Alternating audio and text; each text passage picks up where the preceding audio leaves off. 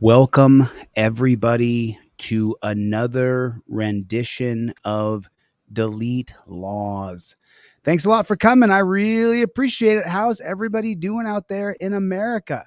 How is everybody doing? Can everybody do me a favor just real quick? We're going to get into this. We covered this on this channel. If you're a longtime member of Team DLZ, you remember we covered this. My video, of course, got demonetized. And so if you would please put in the comment section, OTVO, overturn Terry versus Ohio, over Ohio. Put it in the comment section if you would please, and hit that like button. Hit the like button. Cope Dog, your dog is into hizzy. What's up, Cope Dog? What's up, my brother? How are you? Team DLZ Basil's here. What's going on? Chevy likes it. Let's get into the nitty gritty of the tyranny in America that we're seeing day in and day out in this God blessed country. For the love of God, let me just tell you something. No help is coming. We are the resistance. So please prepare yourself. Difficult because I will really make your life a living hell. Do you hear me? Okay, I will tow your car. As a matter of fact. No, don't tow my car. You're not allowed to be here past certain hours. I did not know that. Listen to me, okay? Can you just shut the fuck up, really, for 10 fucking seconds? Why are you talking? So he's going to kill her in a second. Just let that sink in. He's going to kill her in a second. And listen to how it starts off, the way he's talking to her. This woman right here didn't know that she would be murdered on this night. This woman didn't know it would be her last night on Earth. And we've given these pigs absolute immunity across the board. Our rights were handed to them by the unelected Supreme Court. And I just want you could even not even look at the screen and just listen to how this pig talks to this woman before he murders her. Listen to how he believes he has total dominion over everything that she is. But let's not make this fucking difficult because I will. Let's not make this fucking difficult. Like you're irrelevant to me. You're the mosquito that I swat on my arm and I don't even think about it. Let's not make this effing difficult. Okay? I'm wasting my time here with you, peon. I will really make your life a living hell. I will really make your life a living hell. And this guy has the power to do it if he didn't kill her right afterwards. Do you hear me?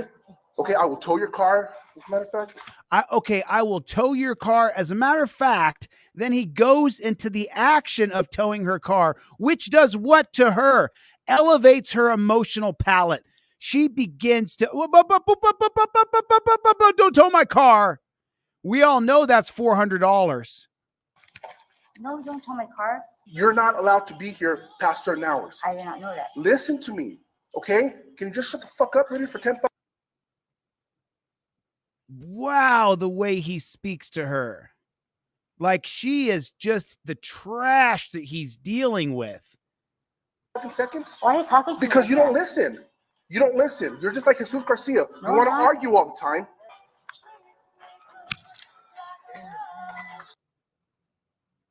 Look at her car. There's no value in her car. She doesn't have any money. He's telling her to shut the F up. She doesn't have anything. Her life, she has plastic over her window on her car. Look at her car. The car's worth 50 cents. We're at 27 seconds.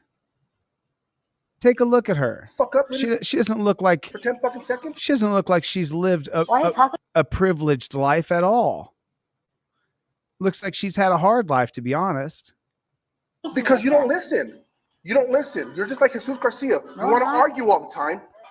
Why is he going at her in that manner? Who the hell is this guy to talk to her that way?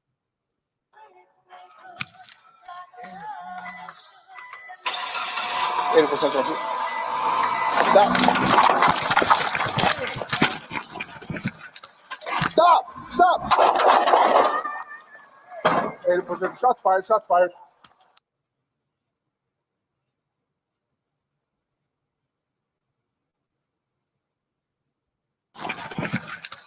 Stop. Slowly, calmly, methodically, he pulls his gun, he aims, and even though there's nobody in danger, there's no exigent circumstances, there's no emergency, he kills her. Stop. There's nobody in front of him, nobody in front of her. She's simply pulling away. Stop. Stop. 80%. Shots fired. Shots fired. He killed her right there. Her life came to an end right there. Her mother, her father, her children, everything that she was and she is on this earth is now gone. All the years she spent here, all the things she did, all her hopes and dreams, and she's driving a total hoopty car worth maybe $1,000. She was just getting by. She was just barely getting by. Stop. Stop. And he's got his gun turned sideways.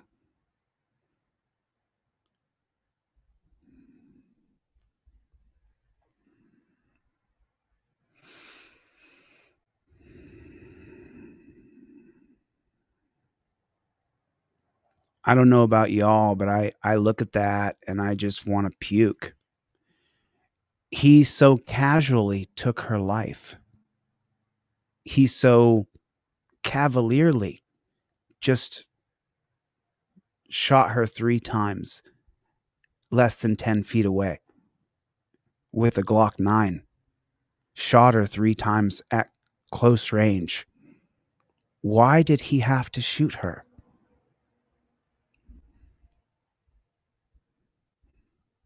80%. Shots fired. Shots fired. You killed her, dude. No, shots fired on my part. She almost hit me with the car. A Las Cruces police officer is now facing second-degree murder charges, and it's because... Wow, did you hear it? I was drinking water. I'm sorry, my fingers were off the computer. Did you hear what he said right here? Me with the car. She almost hit me with the car. I rewound it back 3 times already. I'm not going to do it again. I've already seen her get shot 3 times. She didn't try to hit him with the car. It's an outright lie. It would take one governor in one state to pass a policy that if you lie on your report and it doesn't match the body cam footage, you're fired and your peace officer certificate is revoked. A Las Cruces police officer is now facing second-degree murder charges, and it's because of what you are seeing right now in his body camera video from back in October, an encounter with a woman that eventually turned deadly. 3 months, though, after that shooting, we finally have some answers. We do want to warn you, though, some of the... Todd Epperson just said it took 3 months. It took 3 months for them to investigate, and then right when this reporter cuts in, he repeats what Todd just commented. Listen carefully to his very first couple words. 3 months, though, after that... 3 months, though. That's what he started off by saying. Shooting, we finally have some answers. We do want to warn you, though, some of this video is very graphic. You're trespassing, number 1. No, I'm not.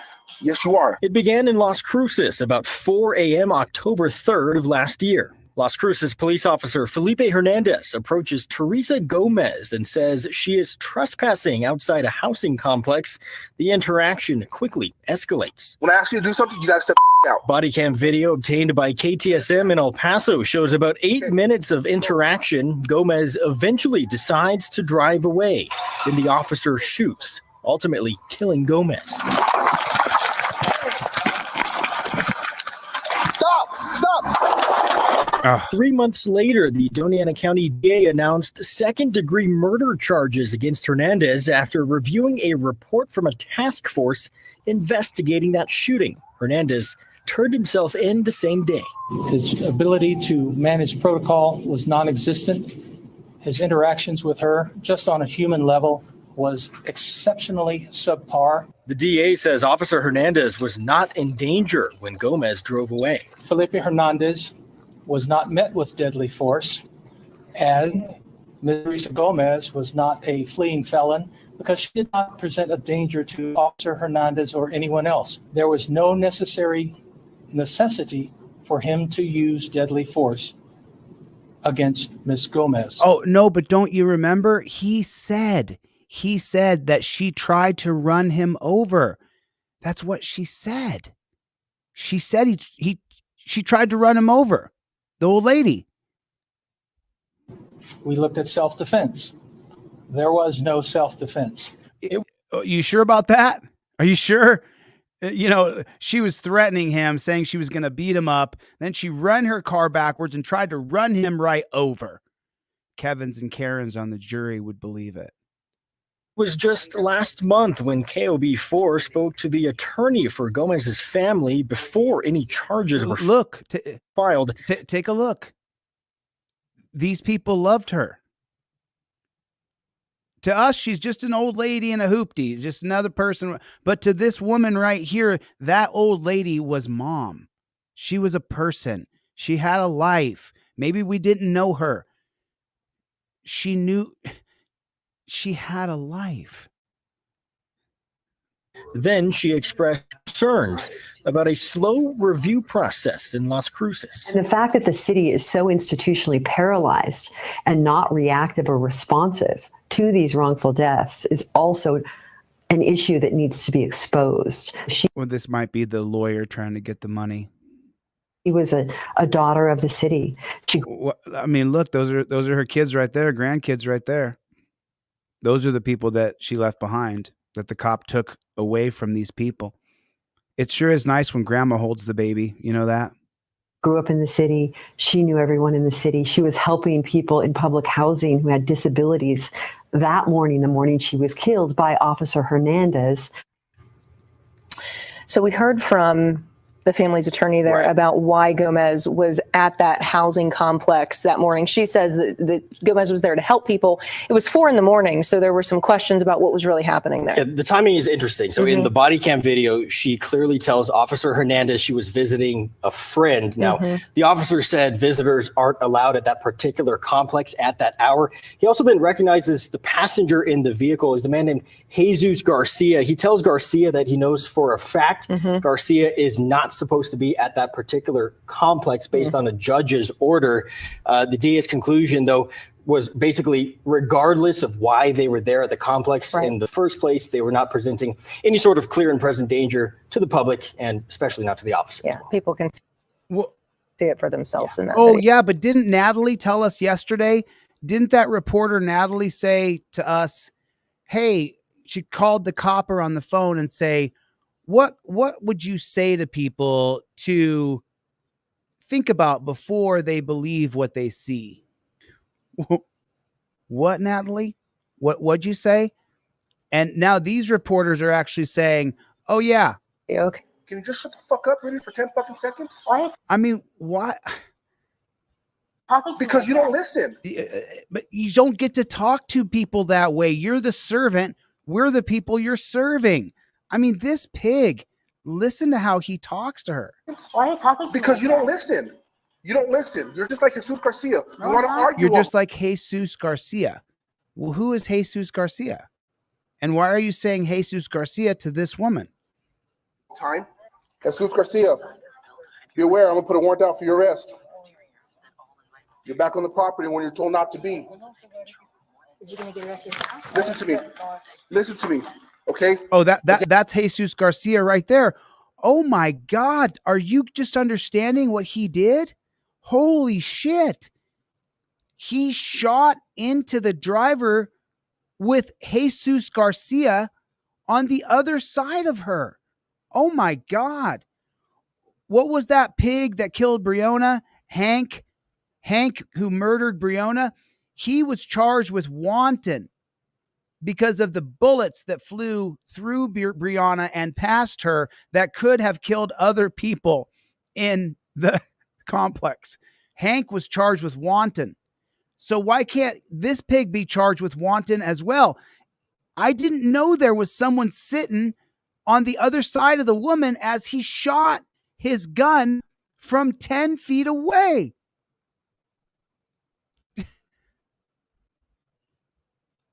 Take a look at Jesus Garcia. Take a look at this guy. He was a person. He is a person. He has a right to breathe and live and be a part of society. He has a right to be here. That's what this whole thing is about. That's crazy to me. Again, you make stupid fucking comments all the fucking time because you don't want to listen. I guess he's never met me before. He makes stupid effing comments all the time. I guess we've never crossed paths, Piggy. Okay? The judge told you, because I spoke to the judge the last time I put that warrant out. Wow, sounds like he's just a power-tripping authoritarian pig who's running roughshod over the community, is what it sounds like to me. You're not to be on the property. Doesn't matter if you're in the fucking car. Doesn't matter if you're flying over the fucking air. You're on. Whoa. On the property. Okay? I'm going to put a warrant out for your arrest. Okay? You can't put a warrant out for his. Be aware about who you hang out with, man. Stand by real quick. He has to apply for a warrant. He doesn't get to put out a warrant.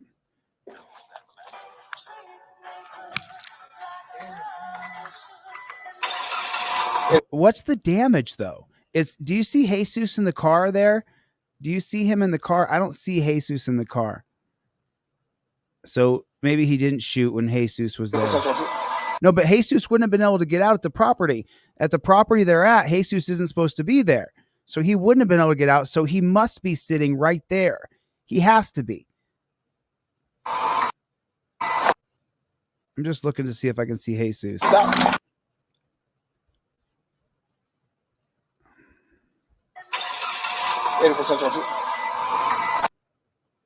Stop. You see Jesus? Stop. Yeah, I've seen it. I've already seen it.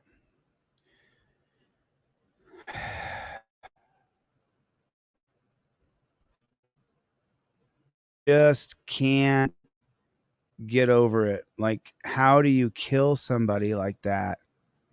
I don't understand how you do that. How that is supposed to be okay. I don't understand it. I'm just so confused. And so this cop's being charged with murder, with second-degree murder. Put a 1 in the chat if that cop should be in jail right this second. Put a 1 in the chat if he should be arrested and put in the dungeon right now for what he did. He should be arrested and put in the dungeon right this second for what he did. He really should be.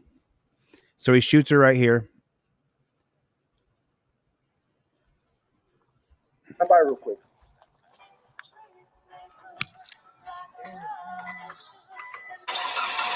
Do you hear the music playing? Listen to the music. It's almost like you hear that music in the background, and it's obviously fair use, but it's also just kind of eerie and disgusting.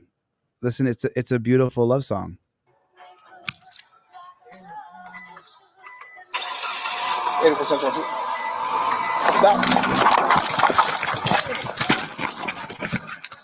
Stop. From that far away, he could have almost from. Let's see. Stop. Okay, look. He's 5 feet away when he blasts her. He could have not blasted her. He could have not blasted her. He could have not shot her. All right. So for today's special, I'm doing something special today for the special. So here's the specials for today's special.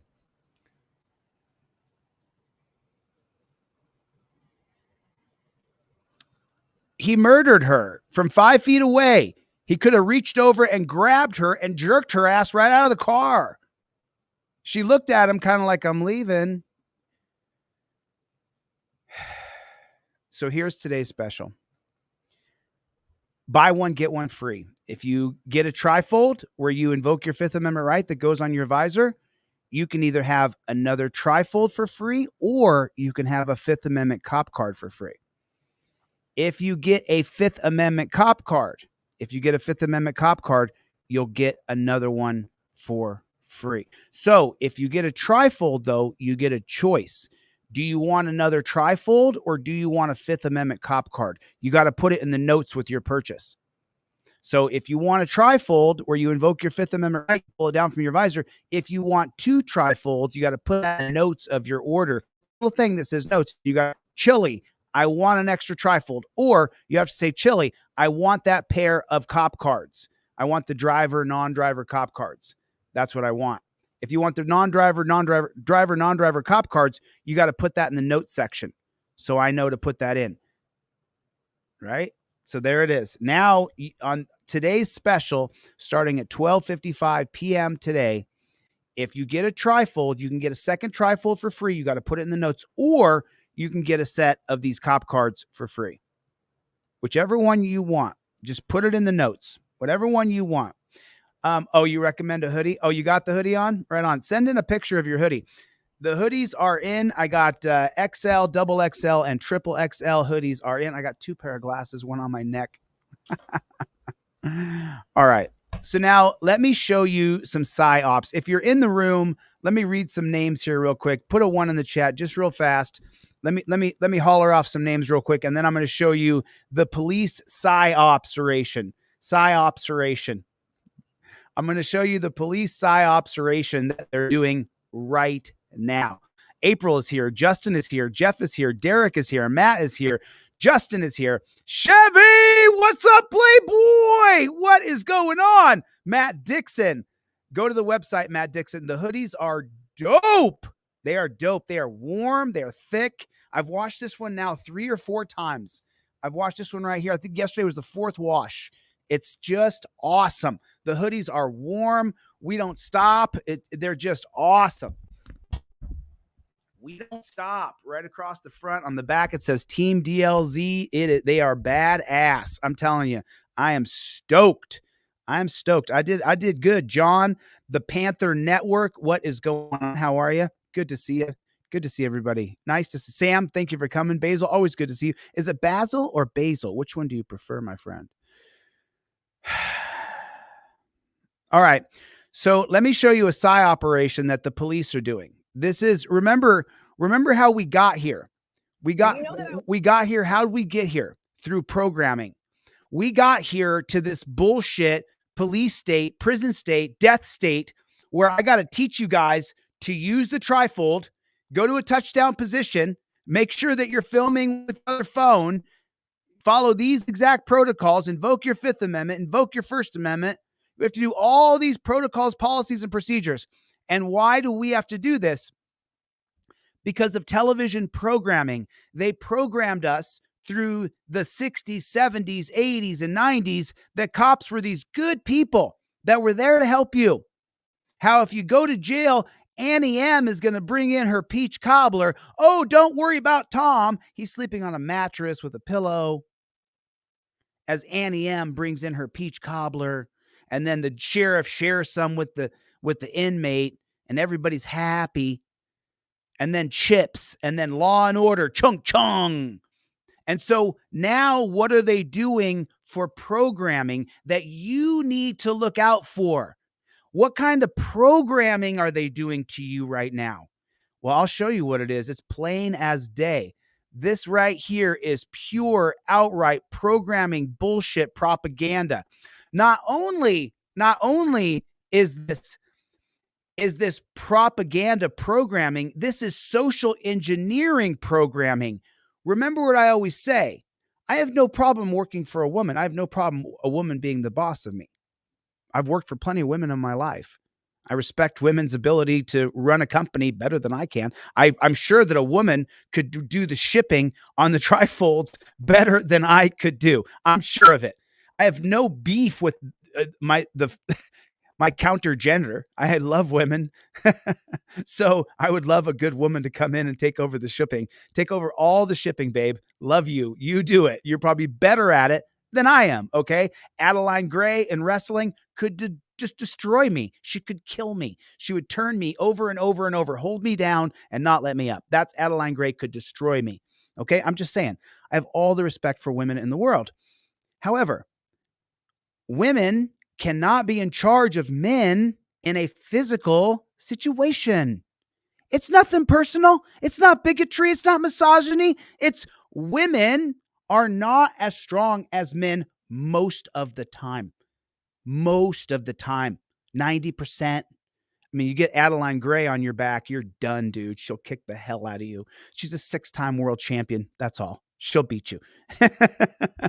In wrestling, she'll hold you down and make you cry, maybe give you a red belly. So now the things I just said to you about how they're trying to socially engineer how women can be in charge of men physically, and then they're trying to social engineer to you that they have an internal apparatus and there are good cops working on this. And this is how it goes when we don't see it. And that is not true. That is not true at all. Watch this and then we'll come back and we'll talk. We'll watch it twice, okay? We'll watch it twice. I was a spotter in the military, right? Because I see everything. You're fucking gay. You know that I was a spotter in the military, right? Because I see everything. Because you've got 5 officers, which means you've got 6 guns and 6 tasers, yours included. This guy is trigger happy, and I know that because he hasn't taken his hand off his taser since I got here. This guy, he's a little more nervous, new to the job, and I know that because of the way he looks between his fellow officers trying to figure out what the next steps are. And this guy, he's your right hand, and I know that because he's been slowly creeping forward during this entire exchange, ready to pounce when needed. Dixon, you're doing damage control because you know that this entire incident makes your team look unsavory, which is the same reason why none of you have your body cams on.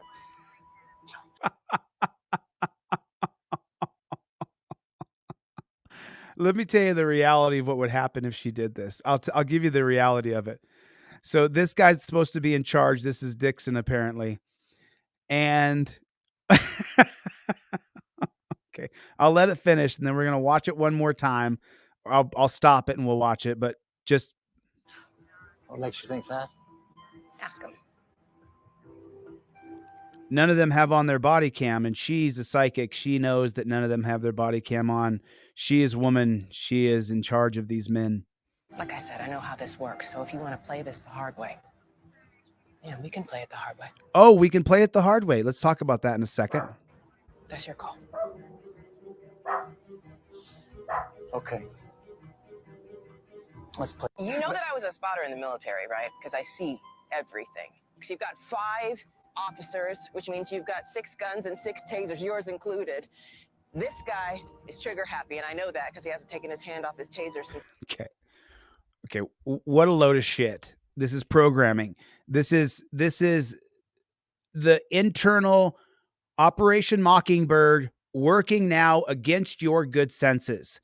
We have a spotter from the military in there. And you know, I can see everything, right? I see what's going on. And then she calls out the bad piggies in front of the victim, right? Right? Bullshit. Okay. Now let me just explain it to you.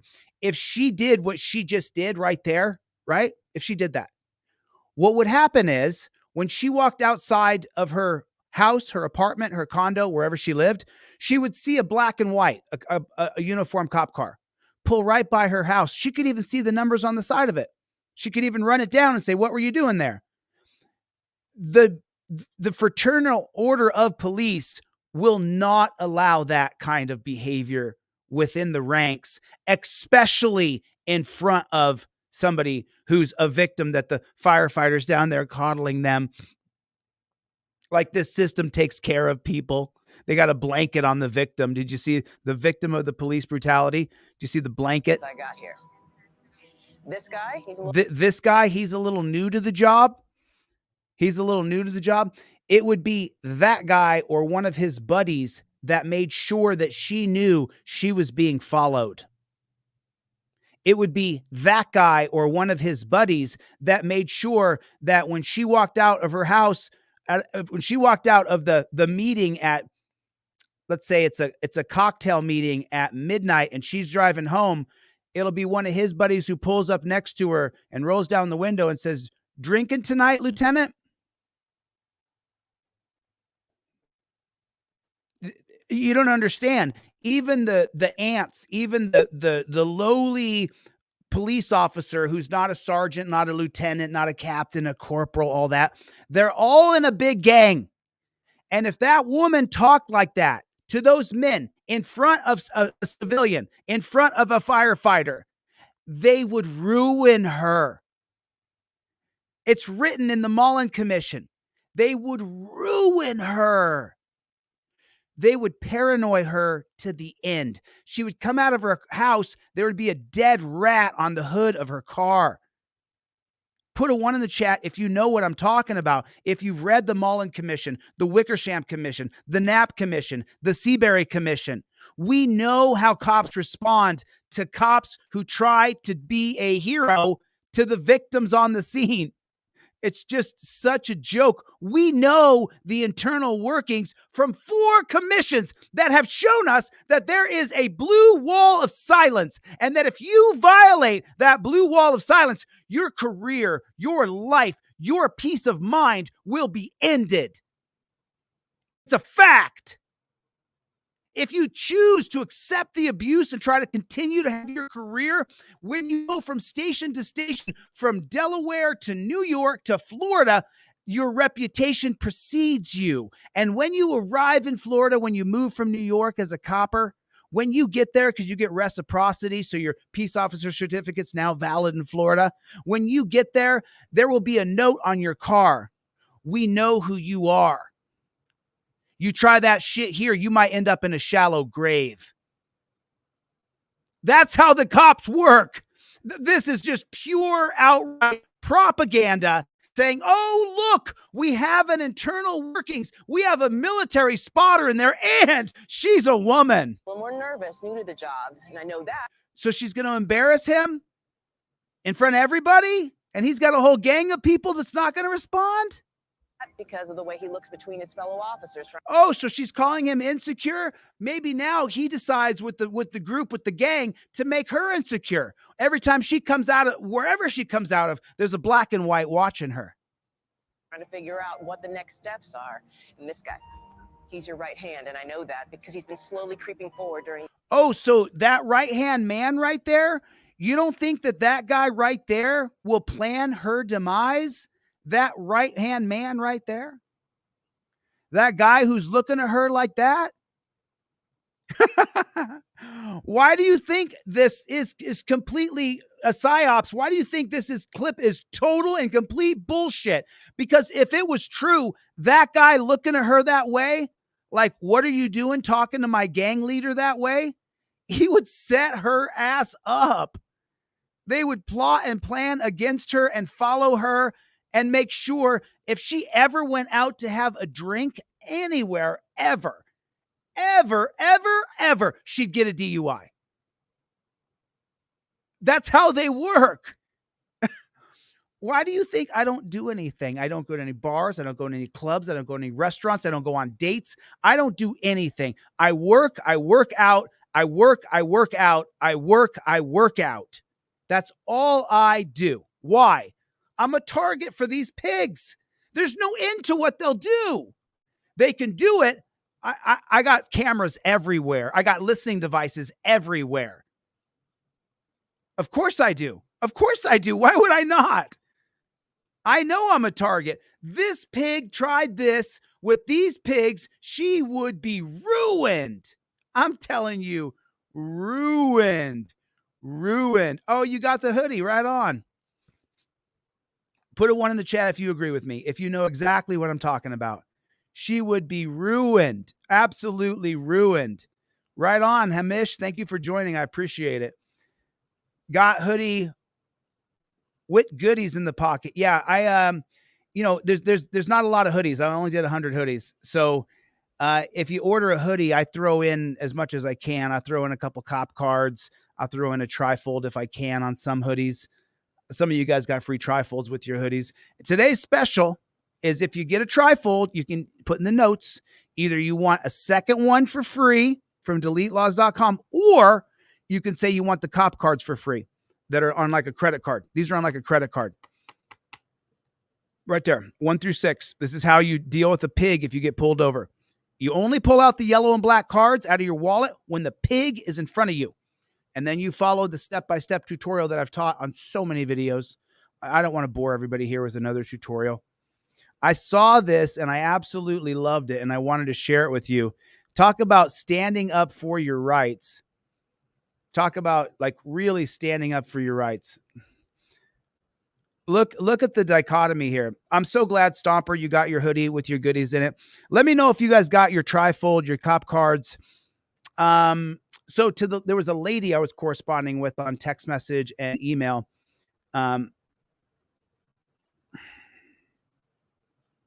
You bet, Todd. 100%. You bet, dude. 100%, brother. 100,000%. That's you know I'm all about it, dude. I'm all about it. So we know, just be careful. Now, I want to put a caveat on that last thing that we just watched. So be careful when you're watching mainstream television, mainstream lying media, news anchors who are lying, who are covering for the cops. That we've seen it time and time and time again. So when you're watching TV and you see some lieutenant or commander or corporal come out and start lambasting those pigs in front of the victim of the police brutality, you know that's bullshit. Especially when they put a woman out there who's going to lambaste men in front of other men who have egos and then pretend as though she's not going to be ruined. You can't do that inside the pig industry. That's not how they work. That's not how they work at all. That's not how they work at all whatsoever. So this is awesome because this guy, he's well, I'm not going to ruin it for you. I'm just going to shut my mouth. Harassment. You're standing in front of my face like that. That's some real harassment right there, bro. Record this, bro. Go ahead. Why are you harassing me? What am I doing to you? Because I look at that. Just take a look at that. When we're up here, there's someone filming this, and we can't see that this guy's only 5'8", 5'7". I'm 5'8". Cops are all taller than me too. I understand. Yeah. Well, apparently this is harassment. You're standing in front of my face like that. That's some real harassment right there, bro. Record this, bro. Go ahead. Why are you harassing me? What am I doing to you? Because I looked your direction. Sit there. Because I looked your direction. No one's moving. No one's. Stop mad dogging me. That's what his. Stop mad dogging me. Don't look at me. Wow. I never moved any direction. Well, then stop. What are you coming at me for? I looked that direction. Who's touching you? Who's touching you? You're in front of me. You're in my personal space. What are you? Wow, look at that. He's standing. Take a look. Take a look here. Take a look. Let me get a good one. Let me get a view of this. I'll pause it right. You're in front of me. You're in my. Look, standing over the guy. He's standing on top of him. The guy's leaning on his beamer. He's got his feet on the curb, and the cop is standing over the top of him, straddling his body. Are you kidding me? That would not happen to me. And if it did, I'd be in jail because I'm going to move my body in my own personal space. I'm not going to assault the cop, but I'm not going to just let a cop stand over the top of me. F you. My personal. Look at that. That is just, oh, bro. Oh, bro. Space. What do you mean? You have touching? Space. Yes, I do. You don't have personal space? Bruh. I'm 50 years old this year, but I still am a state champ from high school in Greco-Roman. I would throw you on your head, you jackboot thug pig. You jackboot thug pig. I swear to God, guys like this who walk up like this, he knows nobody's going to fight back. He's put himself out of position for a real man-to-man interaction. It's unbelievable. If you put me between your legs, cut all that. Come on now. If I get between your legs, my whole body, I got you. It's called a double leg takedown. I got you. If you straddle your legs over me, dude, you put me in the best position you possibly could have put me in. You're going down and I'm going to be on top of you. Wow. He knows that no one's going to fight back. That's why he's standing that way, because he's a bully and he's a pig. You. It's my constitutional right to have my own personal space. You're in my personal space. What do you mean? You have touching? Space. Yes, You don't have personal space. I got to be honest, man. At that point, I would stand up off my car, and if he fell backwards, he fell backwards. But it's on camera. I'm allowed to move when someone gets on top of me, regardless if they're wearing a badge or not. For him looking at him, this probably would have turned into a physical thing for me, just because my body moving. I wouldn't have struck the police officer because I'm not going to fight anybody. But he would have then grabbed me because my body bumped into him and went to arrest me. And then I would have had to physically control the takedown so it can't bounce me off my head. And just remember this. If the cops are going to grab you, you'll see on videos where people will go limp. My personal perspective, do not go limp. If the cops grab me, I'm going to control how we're going down to the ground.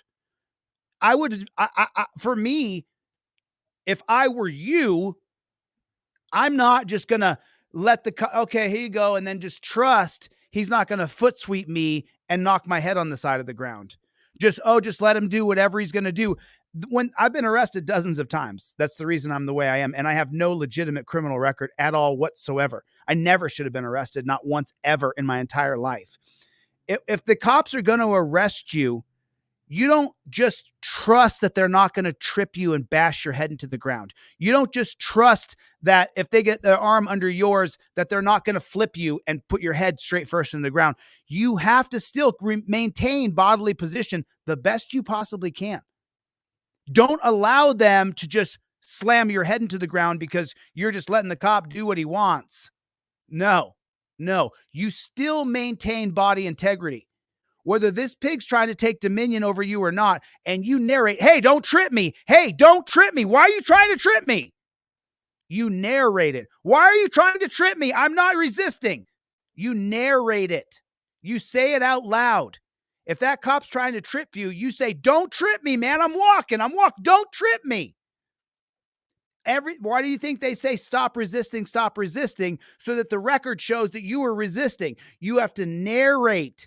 Hey, you're knocking me off my feet. Hey, stop trying to trip me on my head, man. Say it. You have to repeat it over and over and over again.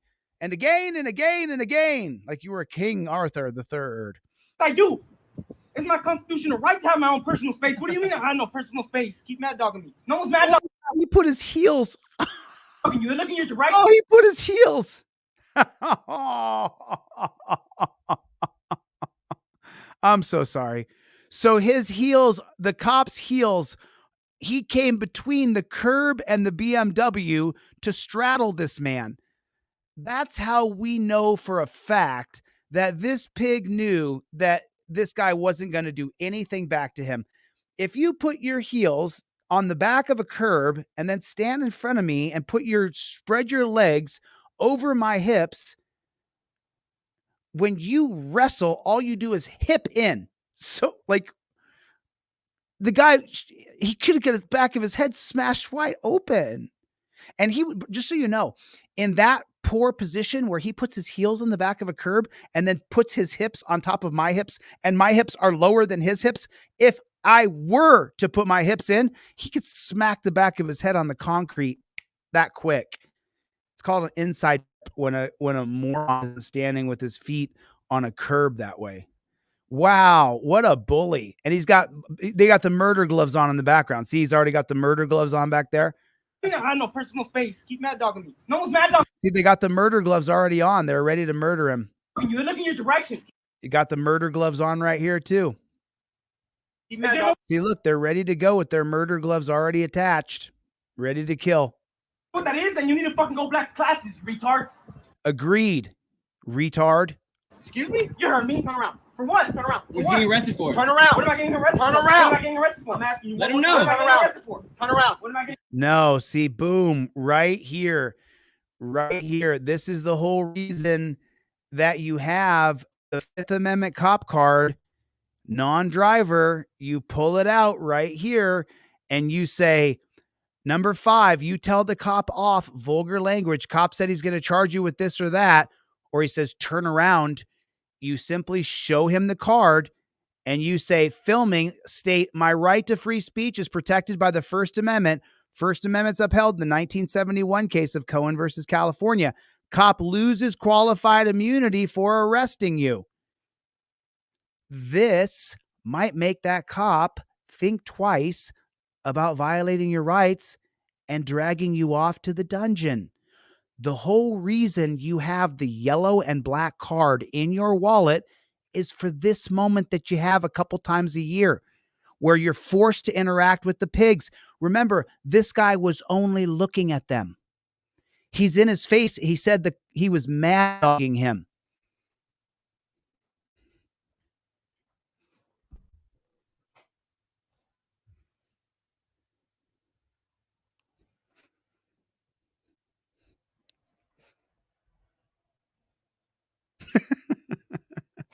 He was mad dogging him. That's what he said. So he comes over and gets in his face. At that point, instead of having the back and forth, say, can I get my ID out of my wallet? And then just pull out your Fifth Amendment cop card. And number one, I invoke my First Amendment right. Number two, I invoke my Fifth Amendment right to remain silent. And the cop says he's going to arrest you because you called him a retard. Number five, you tell the cop off with vulgar language. Retard's not really vulgar, but whatever. Cop says he's going to charge you with this or with that. The whole reason you have, is that right, Basil? Basil said you look constipated. Constipated is more like this.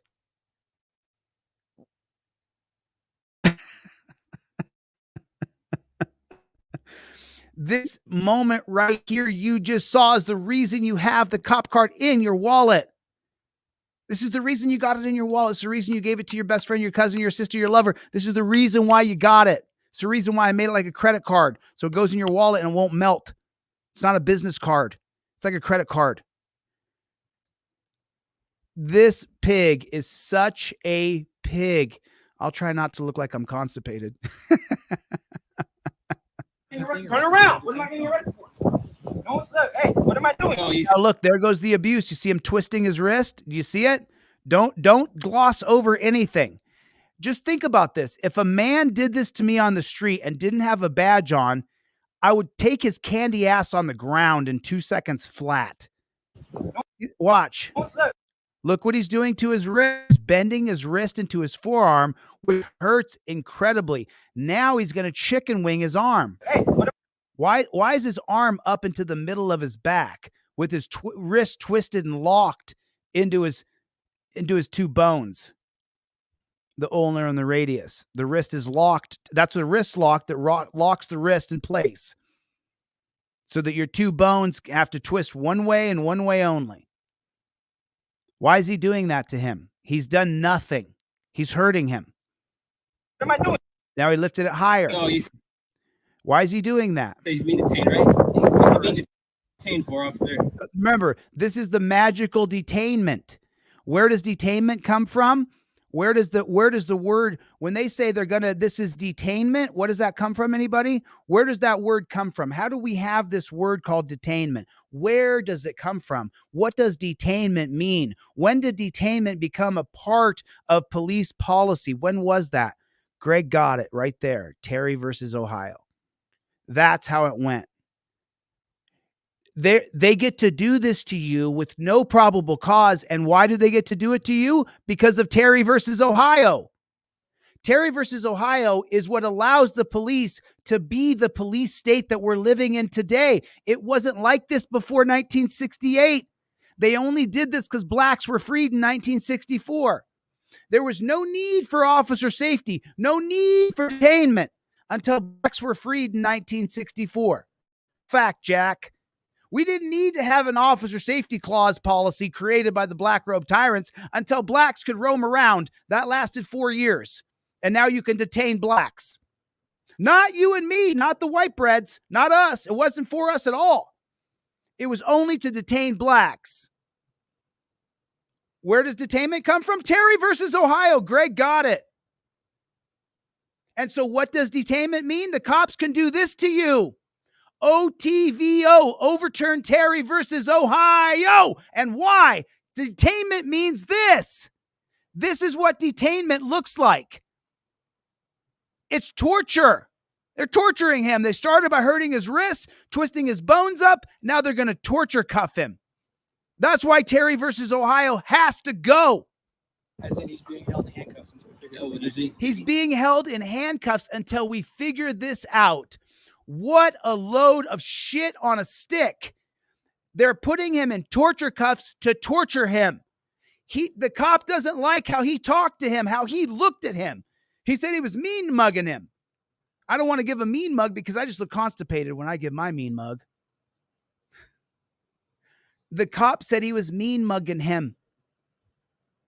And then the cop came up to him. He called the cop a retard. And now he has to be detained in torture cuffs to torture him.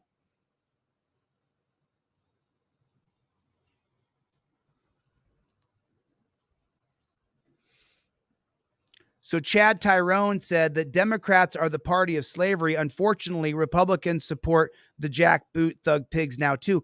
Oh, Chad, there's so much to unpack in your comment, brother. Thanks for coming, man. Welcome to Team DLZ. Appreciate you being here. We're living in Richard Nixon's America. He was a Republican. Richard Nixon appointed both William Berger, Chief Justice of the United States, from 1969 to 1986, and Berger appointed Rehnquist, who was Chief Justice of the United States, 1986 until 2005. Berger and Rehnquist combined created more policy from the Supreme Court based on Terry versus Ohio than any other court in history.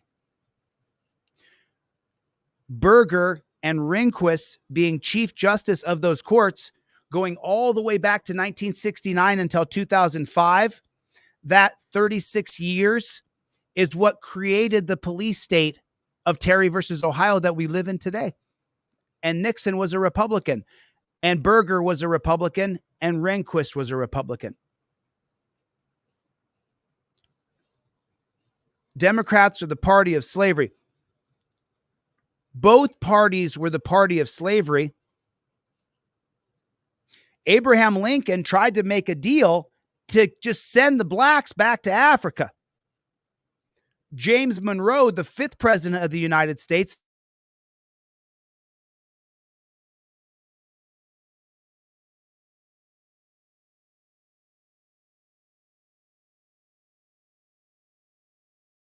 he's heading back. Maybe you've heard of the city of Monrovia. It's named after James Monroe. James Monroe actually sent the blacks back to Africa. They named a city after him called Monrovia, named after James Monroe. Democrats were the party of slavery. Both parties were perfectly fine with slavery, with blacks being second class or third class or 10th class citizens. That wasn't the issue. The issue was voting. Were those blacks going to be able to vote? It's in the Constitution, the 3/5 compromise. You've heard of it. The big issue was the Civil War was fought over slavery, obviously. But then after that, neither party, Republicans or Democrats, were pro-black rights. Neither side. And when Lyndon Johnson pushed through John F. Kennedy's civil rights bill that he wrote in 1963, was assassinated, and then Lyndon Johnson pushed that bill through. Remember, he said that Chad Tyrone said Democrats are the party of slavery. That at that point, the Democratic Party from 1793 until 1964, they switched over to being Republicans, and Republicans switched to Democrats because Lyndon Johnson pushed through John F. Kennedy's civil rights bill called the 1964 Civil Rights Act, which truly, for the first time, desegregated America. That only lasted 4 years before they passed Terry versus Ohio to get those pesky blacks and detain them. What do you mean, says Hugo Black on the Supreme Court, lifetime member of the KKK. What do you mean?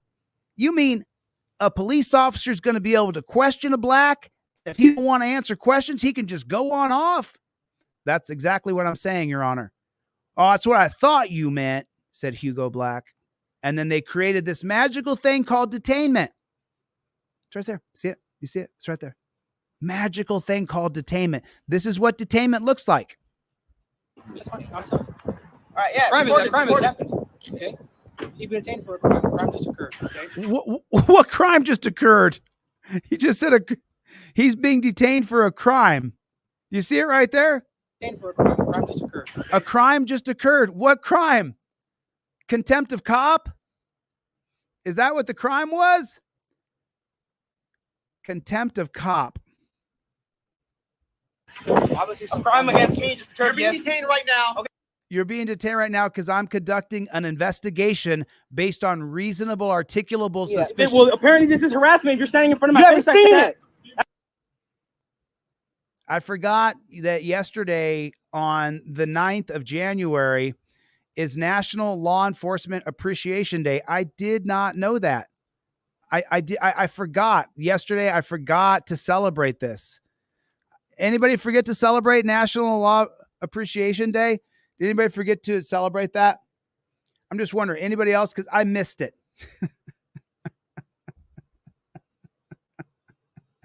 Day before yesterday. Did anybody else?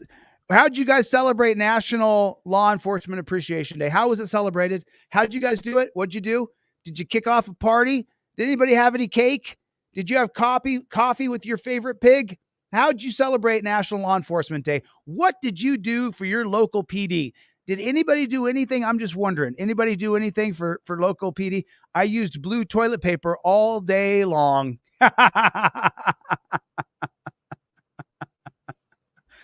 Celebrate your own oppression by celebrating National Law Enforcement Day.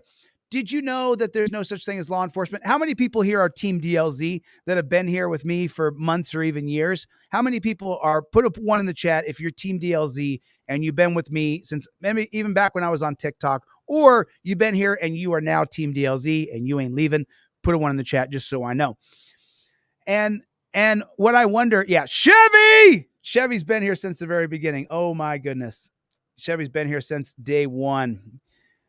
Few of you others have been too, but I don't want to lose my momentum here. So National Law Enforcement Appreciation Day. She said, Amy said, I celebrated by reading my trifold. Spot on, Amy. That's exactly how we do it. It's a wonder to me how these coppers don't seem to understand that they are the enemy, that we, I mean, look, I start to stutter. You guys know that I battle this thing where you say you hate cops, you don't hate cops, you hate cops. Do I hate a person I don't know who signed up to be a pig? No, it's possible. You'd walk around just like, girl, I hate everything. It's impossible to hate a person who you've never met that you don't know. And if you can, you are a freaking psycho. Okay? You're a psycho. I don't know how you can just hate somebody. I mean, you don't. Now, do I hate cops? Yes. I hate cops who behave like cops, who follow the policies, procedures, and protocols that are brutal, inhumane, and barbaric. That's what I hate. Do I hate cops? I hate cops. Do I hate the person? I don't hate the person until I know for a fact that's a jackboot thug pig who sticks his knees in people's back and sticks his knees in people's necks. So I got to admit, I did not celebrate National Law Enforcement Day. I'm so sorry. I didn't celebrate it. You know what I think we should do right now? Whether you're religious or not religious, I was an atheist for over 20 years, so I understand if you're not religious. I get it. But if you are and you believe in God, to celebrate National Law Enforcement Day, let's send up a prayer right now to all the people these jackboot thug pigs murdered and lied about. That he went for my gun. That he tried to grab my taser. That I thought he had a gun. Let's throw up a prayer right now for those people. For the people that the cops murdered on National Law Enforcement Appreciation Day, I pray for the souls that these jackboot thug pigs killed. I pray for the people who are hopefully on the other side. And we like to think that they're looking back. Hopefully they're not. Hopefully you move on to something else that's better, enlightened, where it's all love and peace and glory.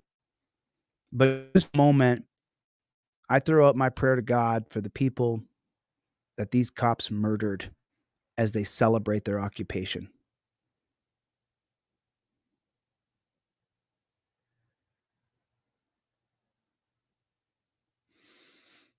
That's it. That's it. Just throw it up. 2 for 1 day today, you guys. 2 for 1 day. Do you want, when you get your trifold from deletelaws.com, you have to tell me, do you want an extra trifold or do you want a set of cop carts with your trifold?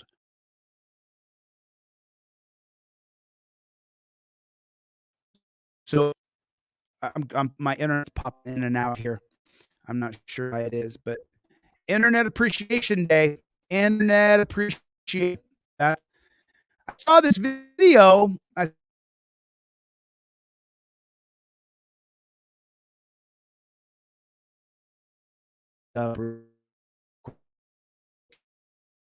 Okay.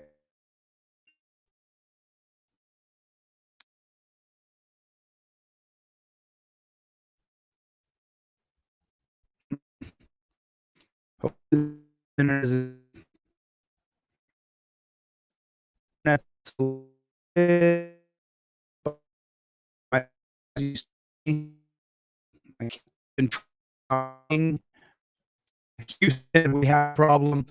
I still put a one. Still.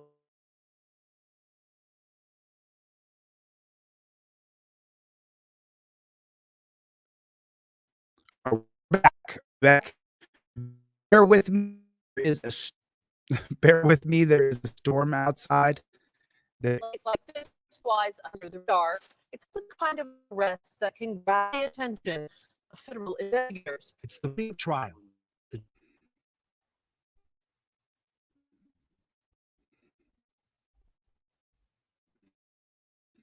There's a storm situation going on, everybody. So just bear with me, if you will, please. Bear with me. Unisex, good to see you. Okay, we're back on. Great. Jury's back. A case like this flies under the He radar. insulted a cop, is what it says right here. It's also the kind of arrest that can grab the attention of federal investigators. It's the morning of trial.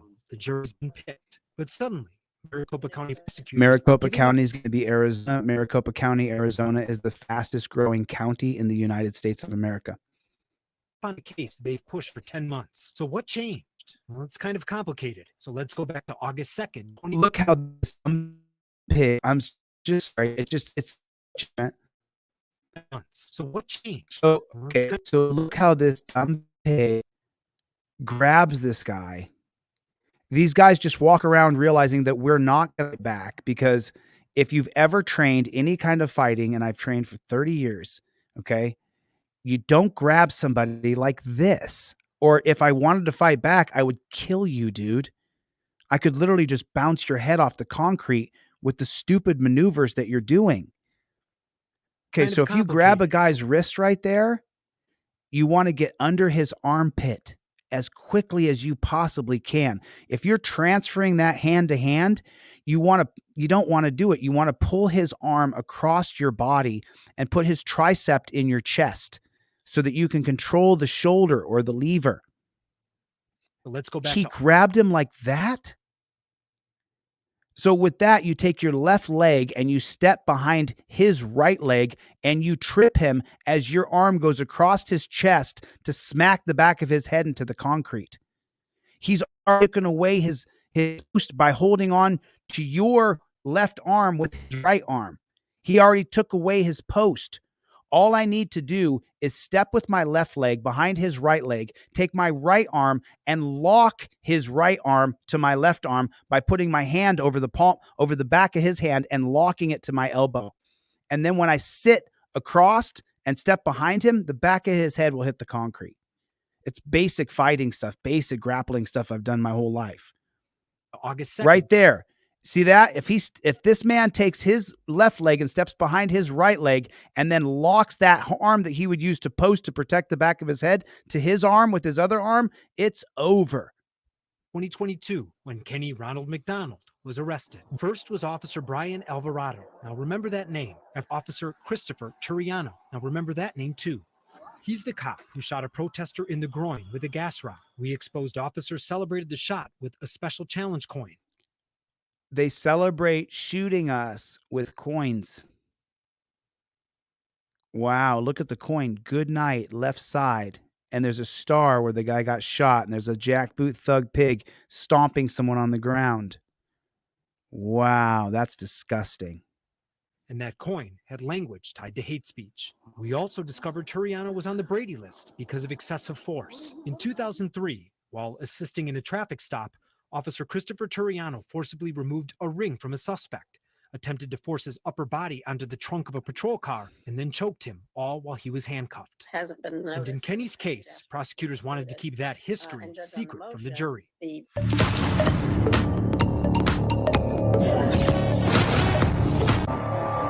Tonight, a special bad arrests. What if the system is already broken? Did he just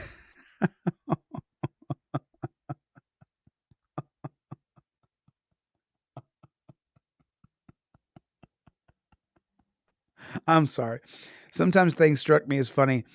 Did he just say, what if the system is already broken? My friend, the system is working as designed. The system is working exactly as intended.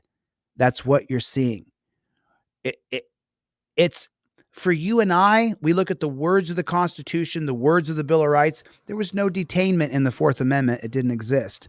Black robe tyrants created it, and now people run around saying reasonable articulable suspicion as though it's some sort of standard. There's a moronic YouTuber who has hundreds of thousands of subscribers who said that reasonable articulable suspicion was the benchmark standard of freedom. That's how lost this society and this culture is that we live in. People don't understand that reasonable articulable suspicion was never a part of the engagement with the Constitution. The engagement was that you have a right to be free of unreasonable searches and seizures, and no warrant shall issue but upon probable cause, supported by the oath or affirmation of the victim that you broke the law to create the probable cause. People run around saying reasonable articulable suspicion, reasonable articulable suspicion. It's a construct of institutional racism created in 1968 so that white cops could be suspicious of black men and then go up and detain them and pat them down. That's the reason why we have Terry versus Ohio. That's a fact. So we just get lost in some of these things. The system is working exactly as intended. Is it already broken? It's already there, buddy. Make up evidence. Make bad arrests. What if the system is already broken? Prosecuting people isn't a game. Putting people in prison is not a game. Yes, it is to them. That's why we have Brady. We've spent a year. That's why we have Brady. Okay. Put a 1 in the chat if you've never heard of the Brady list saving anybody. Actually, it's not true. I have heard of it, actually. I can't remember the case off the top of my head, but I have heard of the Brady list one time saving someone. What case was that? I heard about it. So the Brady list is a good thing, but it's not ubiquitously working across the country. Investigating problems with Arizona's Brady lists, the lists prosecutors use to track lying and criminal cops. Well, the first problem is that the prosecutor has to bring it to light that the cop's on the Brady list, and too many times the prosecutor doesn't bring it to light. The process missing basic accountability, and as a result, juries are missing the truth. In your way until you stop. Don't. Okay. Well, this arrest didn't make the news. No deaths, no shots. So while a case like this flies under the radar, The cops just get to jump you on your bike because they want to. it's also the kind of arrest that can grab. Look at him grab his wrist that way. Look So while a case look at how hard he's got his wrist. Like, you could do this to me if I didn't let you. like this flies under the radar, it's also the kind of arrest. Look at that. Look at him grabbing the guy's wrist as though you're man enough to do that to me. You're not. You're not man enough to do that to me. You're just not. Sorry. That can grab the attention of federal investigators. This is Kenny Ronald McDonald, and we're across the street from Plea, the Phoenix. This is Kenny Ronald McDonald, and we're across the. What is that? Do you see that? What is that? Anybody know what that is? What is that? Anybody know what that is? I don't know what that is. The street from Plea, the Phoenix Law Enforcement Association, the police union. It's not the wisest place. Plea, Phoenix Law Enforcement Association. It's their plea To do what Kenny did. While an officer was parked in the Plea parking lot, he rode by and insulted the officer. Now the insulted him. Contempt of cop. audio doesn't begin until this point. Have a good day. They claim Kenny continued to insult them from the sidewalk. After 10 minutes, the second officer pulls out of the parking lot. You can see Kenny ride up, knock on the window. Help me out with something? What do you need? There's a bunch of people that need help over. You guys help people, right? That's what the cops all say when I ask them, why'd you sign up? They signed up to help people. And then I ask them, who have you helped the most? Can you list those top 3 people you've helped the most? And they just get silent crickets. So this guy's exposing them that they don't sign up to help people. Help me out with something? What do you need? There's a bunch of people that need help over. You guys help people, right? What do you need? Do you help people? I'm asking. Kenny is referring to the so-called zone, just a few blocks south. The two then go back and forth for the next 25 seconds. Yeah, getting in my way. It's called obstructing. Can you email me those cases, DJL detailing? Can you email me that? Kerr versus Boulder and U.S. versus Cordova. Also say U.S. versus Grace. Also a lot of case law. Stop using these fake crusades for money. I'm not sure if you're a troll or what you're trying to get to, but I'll look up those cases, though. Let me take a screenshot real quick. For the next 25 seconds. So now listen to this right here. So now they're having a back and forth. Few blocks south. The two then go back and forth for the next 25 seconds. Yeah, getting in my way. It's called obstructing police operations. I'm going to a call right now. So if you don't need anything, I wasn't You're getting in my way, in your way until you stop. Okay. dumbass.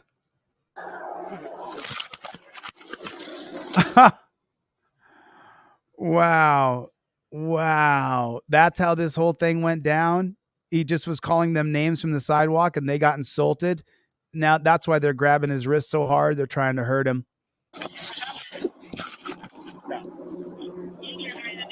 Him stop. You grabbed him. You're saying stop. You grabbed him, pig.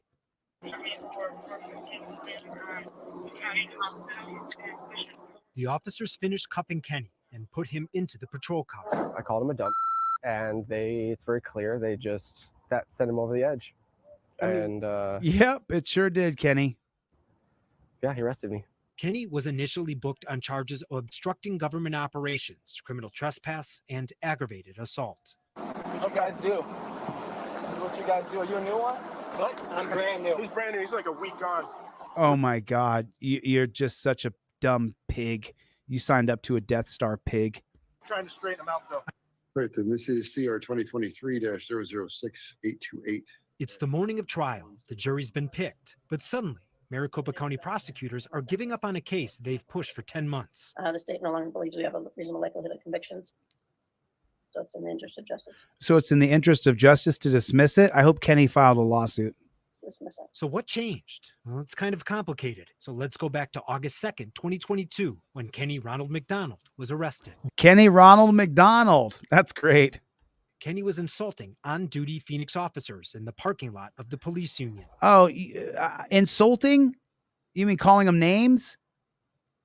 The first was Officer Brian Alvarado. Now remember that name. After mocking Alvarado, another officer arrived. That's the officer who made the arrest. So after mocking Alvarado, they called another pig, and that pig is then going to arrest Kenny Ronald McDonald. Can you help me out with something? What do you need? There's a bunch of people that need help over. You guys help people, right? The two go back and forth. Right, so he's mocking the pig because pigs are a joke. 30 seconds. I was knocking on your window to get your attention. Yeah, getting in my way. It's called obstructing police operations. Oh, yeah? Wow, and he had to face persecution for 10 months? The prosecutor should be fired. Going to a call right now. So if you don't need anything, I wasn't in your way until you stopped. Okay. The one with the fingerprint scanner is Officer Christopher Turiano. Now remember that name too.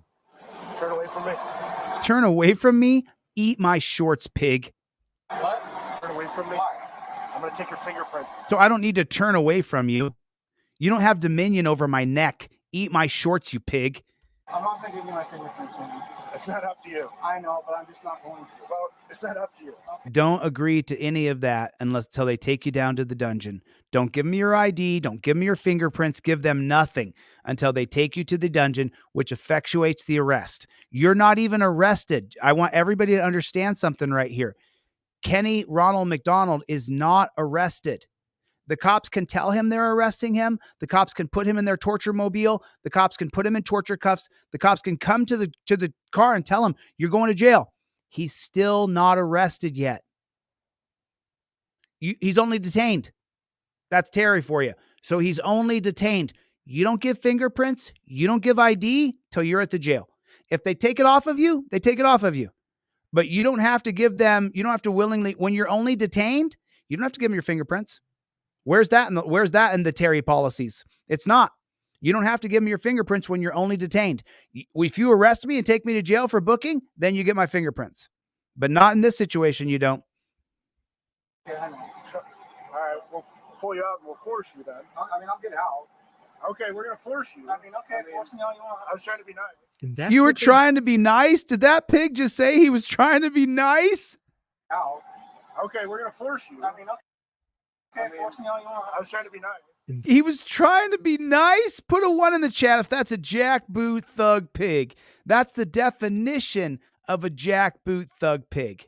That's what they did, even though police policy states they're not allowed to use force when a suspect refuses fingerprinting. The officers piled on Kenny. Wow. His fingers open. Did you see that? Did you see this?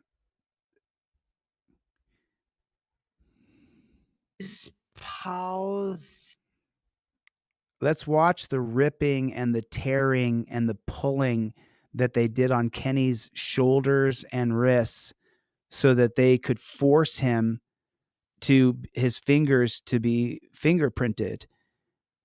So take a look at the torture cuffs. You see those cuffs? Those, you can see it right there. It's ripping into the side of his wrist. They're grabbing his legs. They're treating him like he's a serial killer. He's done nothing but call them the pigs that they are. And now they're proving it. They have his shoulders jacked up, could tear his rotator cuff. He have his legs spread with his boot, his jackboot thug pig boot over there.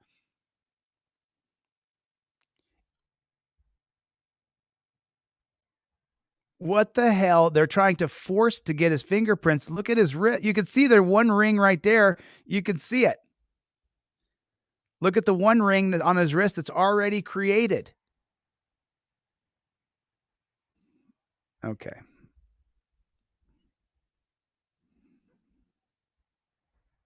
Officers piled on Kenny, pried his fingers open while others knelt on his back and pushed his face into the ground. In the end, Kenny would face a felony charge for aggravated assault. What did they say was your... Wow. They're pushing his head into the ground. We saw yesterday that went into push-up position to push the guy's head into the concrete. assault of them? There's a couple parts where I think where they're saying that I did it. And you just see my finger moving over and touching his hand. You know, I don't know. We never got to trial, right? Yeah. Here, So do you even actually Look at that shit. Look at that, trying to force his fingerprints, and he doesn't want to. He doesn't want to give them. And look what they're trying to do to this guy. These are full-grown adults behaving this way, pushing his fingers over and touching his hand. You know, I don't. Trying to get the fingerprint reader on someone who's not going to give you their fingerprints is damn near impossible unless you torture the person. No, we never got to trial, right? Yeah. Here. Look at that. So do you even actually even know what they're claiming the assault You don't, was? and they don't, and they're telling you that, and that's the process of going back with the prosecutor and seeing the things they don't tell you and all these things. They're in charge of all the evidence, and they just give you what they want, and it's just a wild thing. That's so just so you guys know, here in Las Vegas, in my federal civil rights lawsuit against the pigs and my criminal case that I have coming up on January 22nd, I have trial January 22nd. The cops didn't give me all the discovery. So we filed an appeal to the Nevada State Supreme Court that they have to give us all the discovery. And then listen to what this gentleman. And that's the process of going back with the prosecutor and seeing the things they don't tell you and all these things. They're in charge of all the evidence, and they just give you what they want, and it's just a wild thing. I'm currently in appeal to the Nevada State Supreme Court because LVMPD won't give me all of the discovery or evidence. So how can I possibly put up a legitimate defense or continue to sue in federal court without all of the evidence, without all the video, with everything that I need to be able to defend myself or fight for justice for the cops abusing me? He just said it, exactly what I'm dealing with right now. Relax your hand. Records show the alleged aggravated assault was against Officer Turiano. He's the main one trying to pry Kenny's fingers open. Look at that psychopath. I'm going to get your fingers and I'm going to get fingerprints on you right here on the ground. What a psycho, dude. What a total psycho. And if Turiano's name sounds familiar, that's because we've reported on him before. He's the cop who shot a protester in the groin. We exposed officers celebrated the shot with a special challenge coin. So he got a challenge coin during 2020. He gets another challenge coin now. That coin had language tied to hate speech. A short suspension, a couple of warning letters, and I've written Dave Bisbee, Dave at abc15.com. I've written him several emails. He's never got back to me, but he's an amazing investigative journalist, and he's all over the pigs in Arizona. That's all out of at least a dozen officers who were under with a special challenge coin, and that coin had language tied to hate speech. A short suspension, a couple of warning letters, and that's all out of at least a dozen officers who were under internal investigation. Under internal investigation means absolutely nothing. If you have the Mullen Commission that you can get on deletelaws.com for free, read about what internal affairs is. It's the same internal affairs today that it was in 1994. It's a total joke. They're under internal investigation. You may as well say they're out with the boys having donuts and coffee. Internal investigation will turn up that all their actions were justified. They followed policy and business as usual. 10-8, officer on duty. And that's all out of at least a dozen officers who were under internal investigation. And it's not just the coin. The department now admitting that video of the groin shot depicted on the coin was shown to recruits at the academy. This is the challenge coin, Phoenix officer. So he shot a protester in the groin, and then they made a challenge coin that depicted left nut, good night, left nut, where they shot the guy. Not sure if you guys can see that or not. You see where it says good night, left nut? And then they show it to recruits. Oh yeah, he shot a protester in the nuts, and then here's the coin he gets. And then all the guys go, oh, that's so funny. That's so funny. Is it though? Is it so funny? Who are they hiring? The dumbest, weakest beta males possible. And then pigtails who want to be in charge of men physically. Officers possessed, shared, and sold. The front, a play on hate speech. The coin celebrated this incident when an officer shot a protester in the groin. That shot went viral. We exposed the coin's existence in February 2021. The department then put 13 officers under internal investigation. Oh, they're under internal investigation. So what's happened? This is from 2017. It's 2023. What's happened in the past 6 years? Absolutely nothing. Internal affairs is a joke. It's a joke. It's the PSYOPs. Remember we saw the video earlier of the female lieutenant telling him, you got 6 guns and 6 tasers on the scene, meaning blah, blah, blah, blah, blah, blah, blah. And I told you what bullshit it is. That's not happening. They got 12 officers under internal investigation. That means nothing. And these are the initial notice of investigations. Oh, the official notice of investigation. It means the Mullen Commission is available on deletelaws.com for free. Now, my version I have read several times. It's available on deletelaws.com. I have tabbed mine for interesting things we can talk about when I do a live stream. The Mullen Commission clearly lays out from the 1994 study on July 7th, 1994, that internal affairs is an absolute total joke. It breaks down how internal affairs fails the people either through underfunding, neglectful investigations, or, oh, we just forgot about that one. How all they do is try to hide what the bad pig on the scene has done. They're ineffective, inept, and corrupt. It's for free. It's on my website. It's called the Mullen Commission, Mollen, the Mullen Commission. Commission to investigate allegations of police corruption and anti-corruption procedures of the police department. Milton Mullen, the chair. He was a federal judge. You read this whole thing, as I have read this entire thing. I mean, it goes into how they file false police reports. It goes into how they lie on reports, how the good cops know about the bad cops, and they sure do wish that they'd stop being bad cops. Like this Mullen Commission, I can't sit and read the entire thing to you, but I can tell you this, that if you just go to the very beginning of the commission and look in the table of contents, you will find things that you find interesting, especially internal affairs and how inept and corrupt it is and how it's a part of the blue wall of silence. I mean, there's so much data in here that you can't even possibly get it all. You have to read this several times.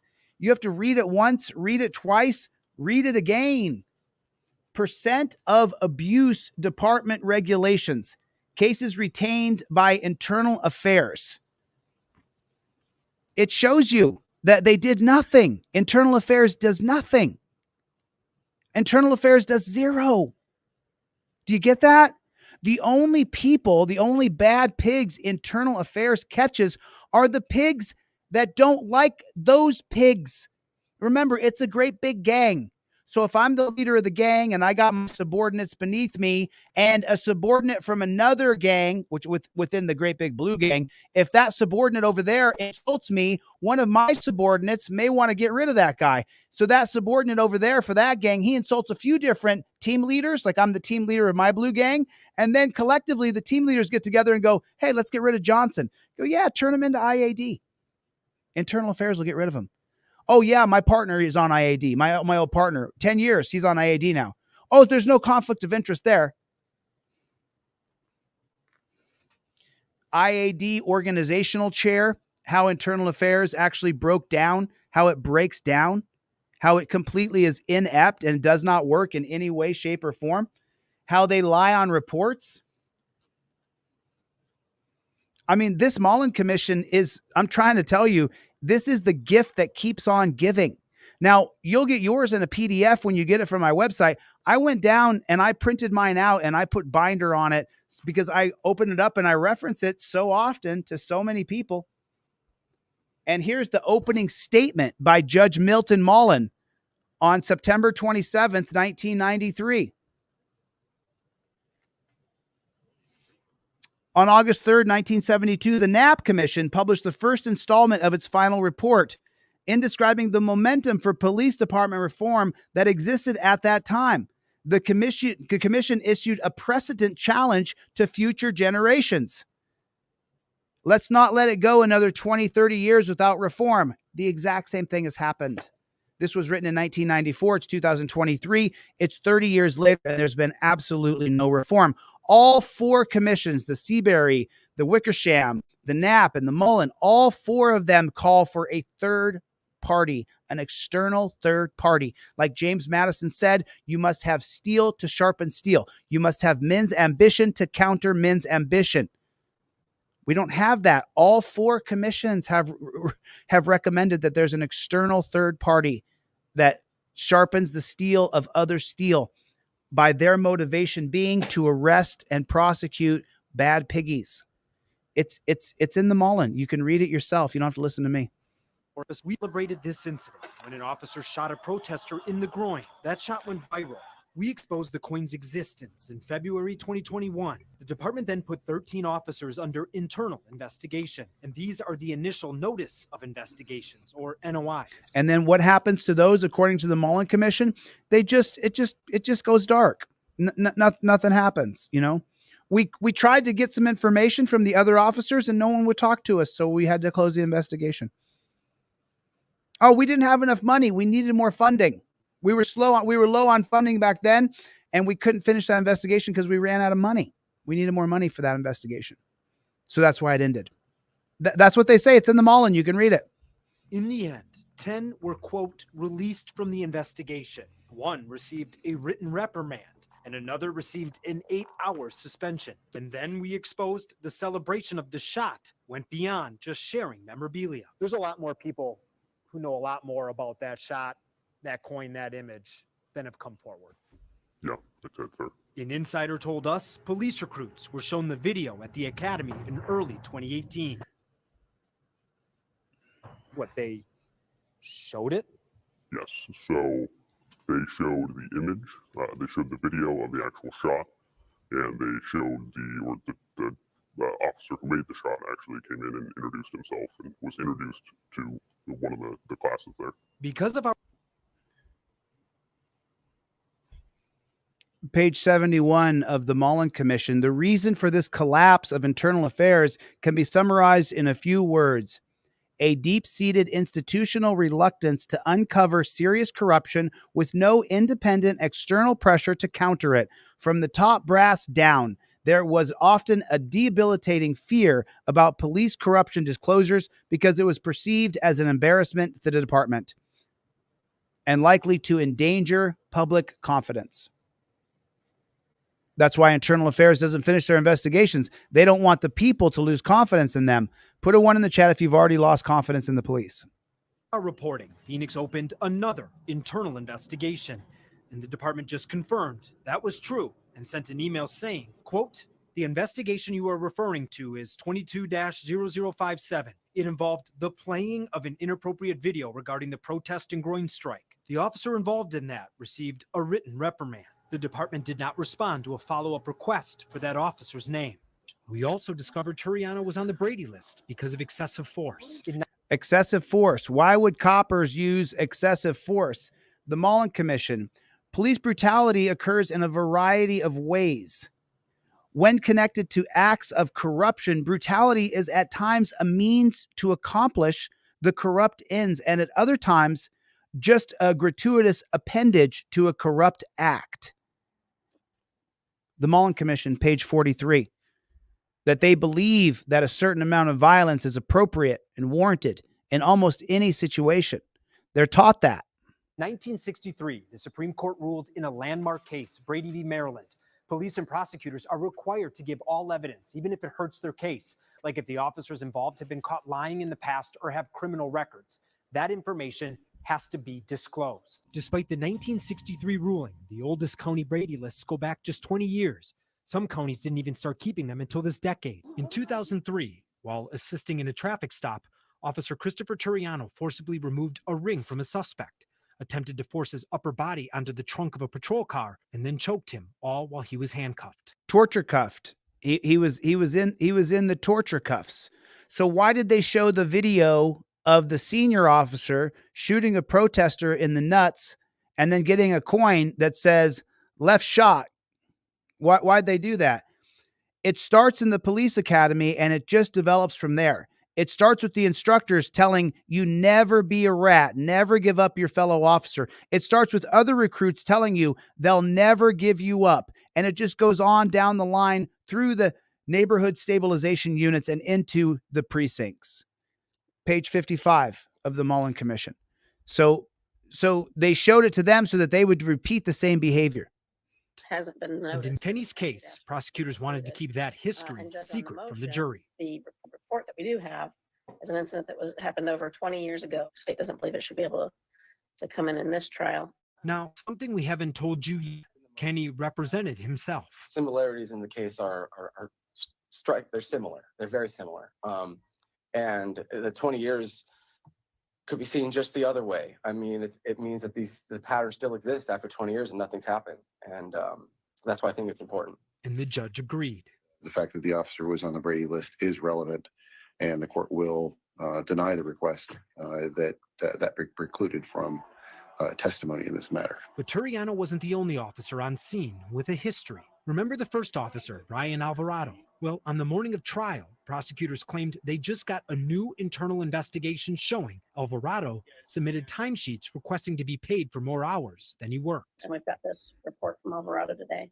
The state no longer believes we have a reasonable likelihood of conviction, so it's in the interest of justice to dismiss it. And regardless of how you feel about Kenny or what he did, the fact is, officials spent a lot of time and taxpayer resources pushing this case, only to quit when they learned the officer's misconduct would be revealed. But what about the lawsuit? I mean, what about? And regardless of how you feel, deny the request that relevant, and the court will. And the judge agreed. The fact that the officer was on the Brady list is relevant. Of course, it's relevant.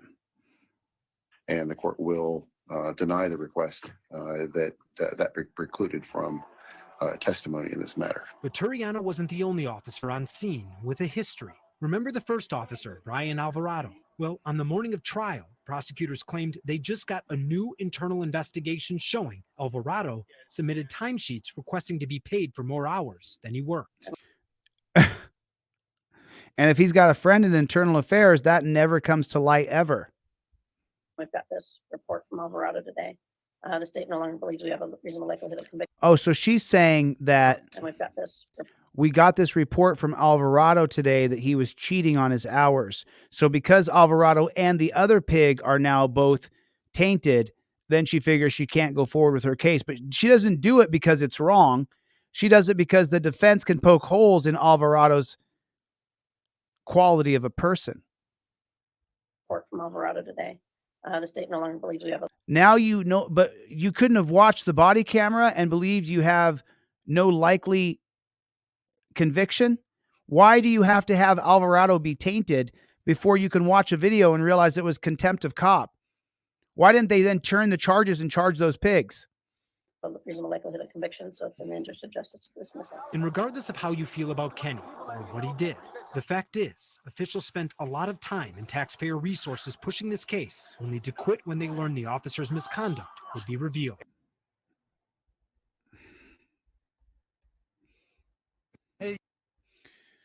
Before we get into that next one, let me come back and hang with you guys for 2 seconds here and talk about a couple of things. So, everybody has to be educated.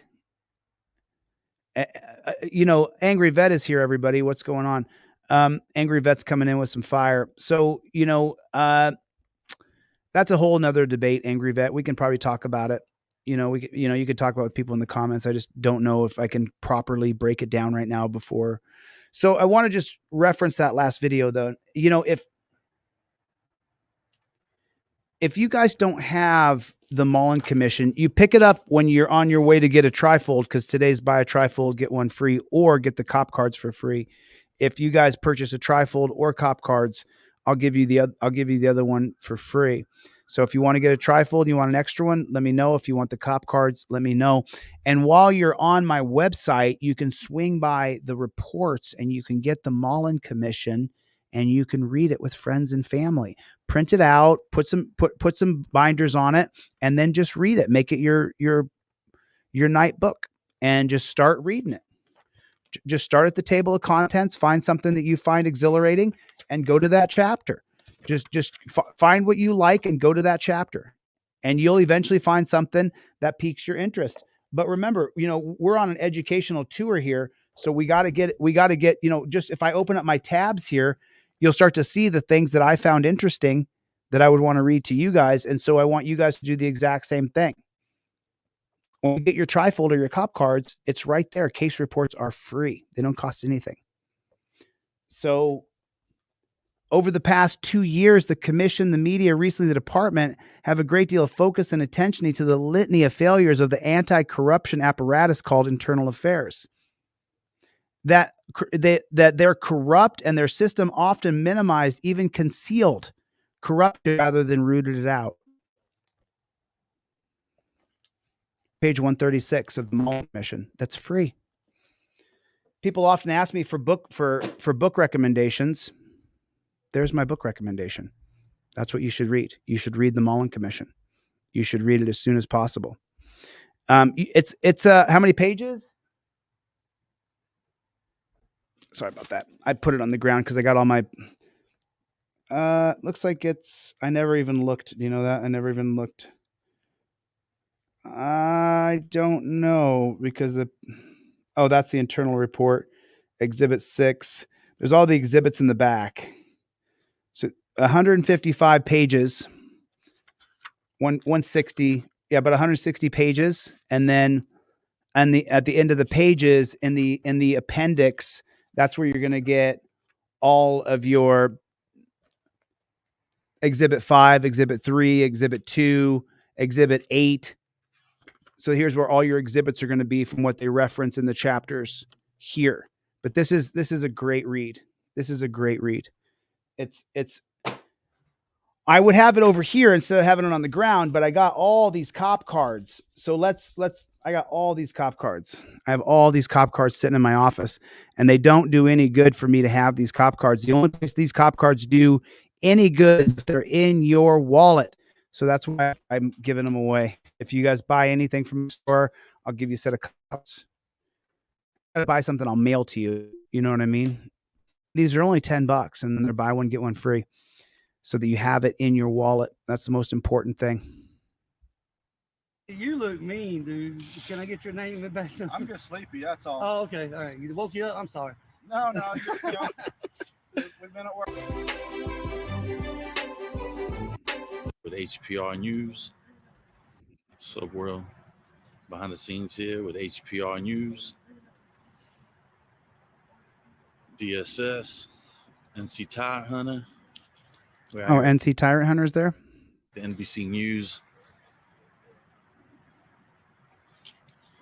And seeing they respect our First Amendment. Oh, they went to the news company, to NBC News, to film them.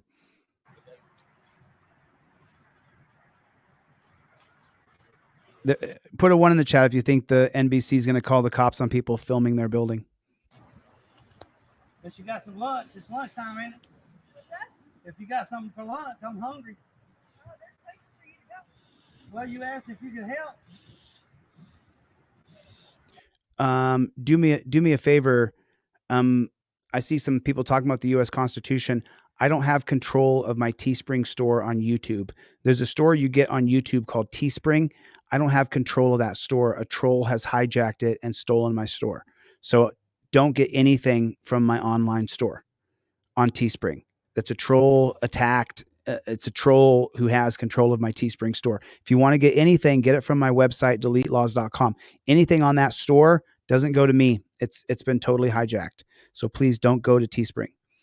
I don't have control of Teespring. I only have control of deletelaws.com. That's all the help I need.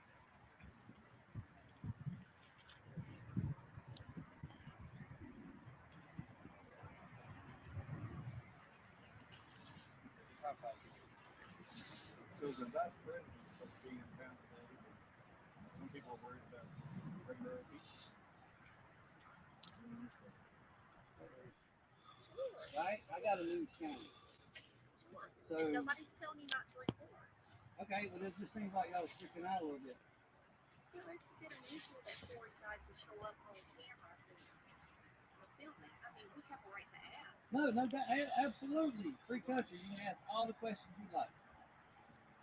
You know, it's hard pressed to find a phone that don't have a camera on it these days. Everybody's got a camera to record with. It's really not unusual. That's what y'all do at this business, is record all the time. I'm not arguing with you at all. I got you.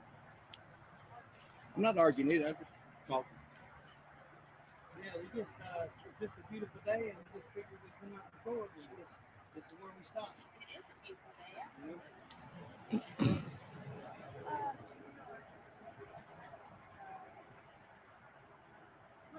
Exactly what are you recording? Just Whatever we can see.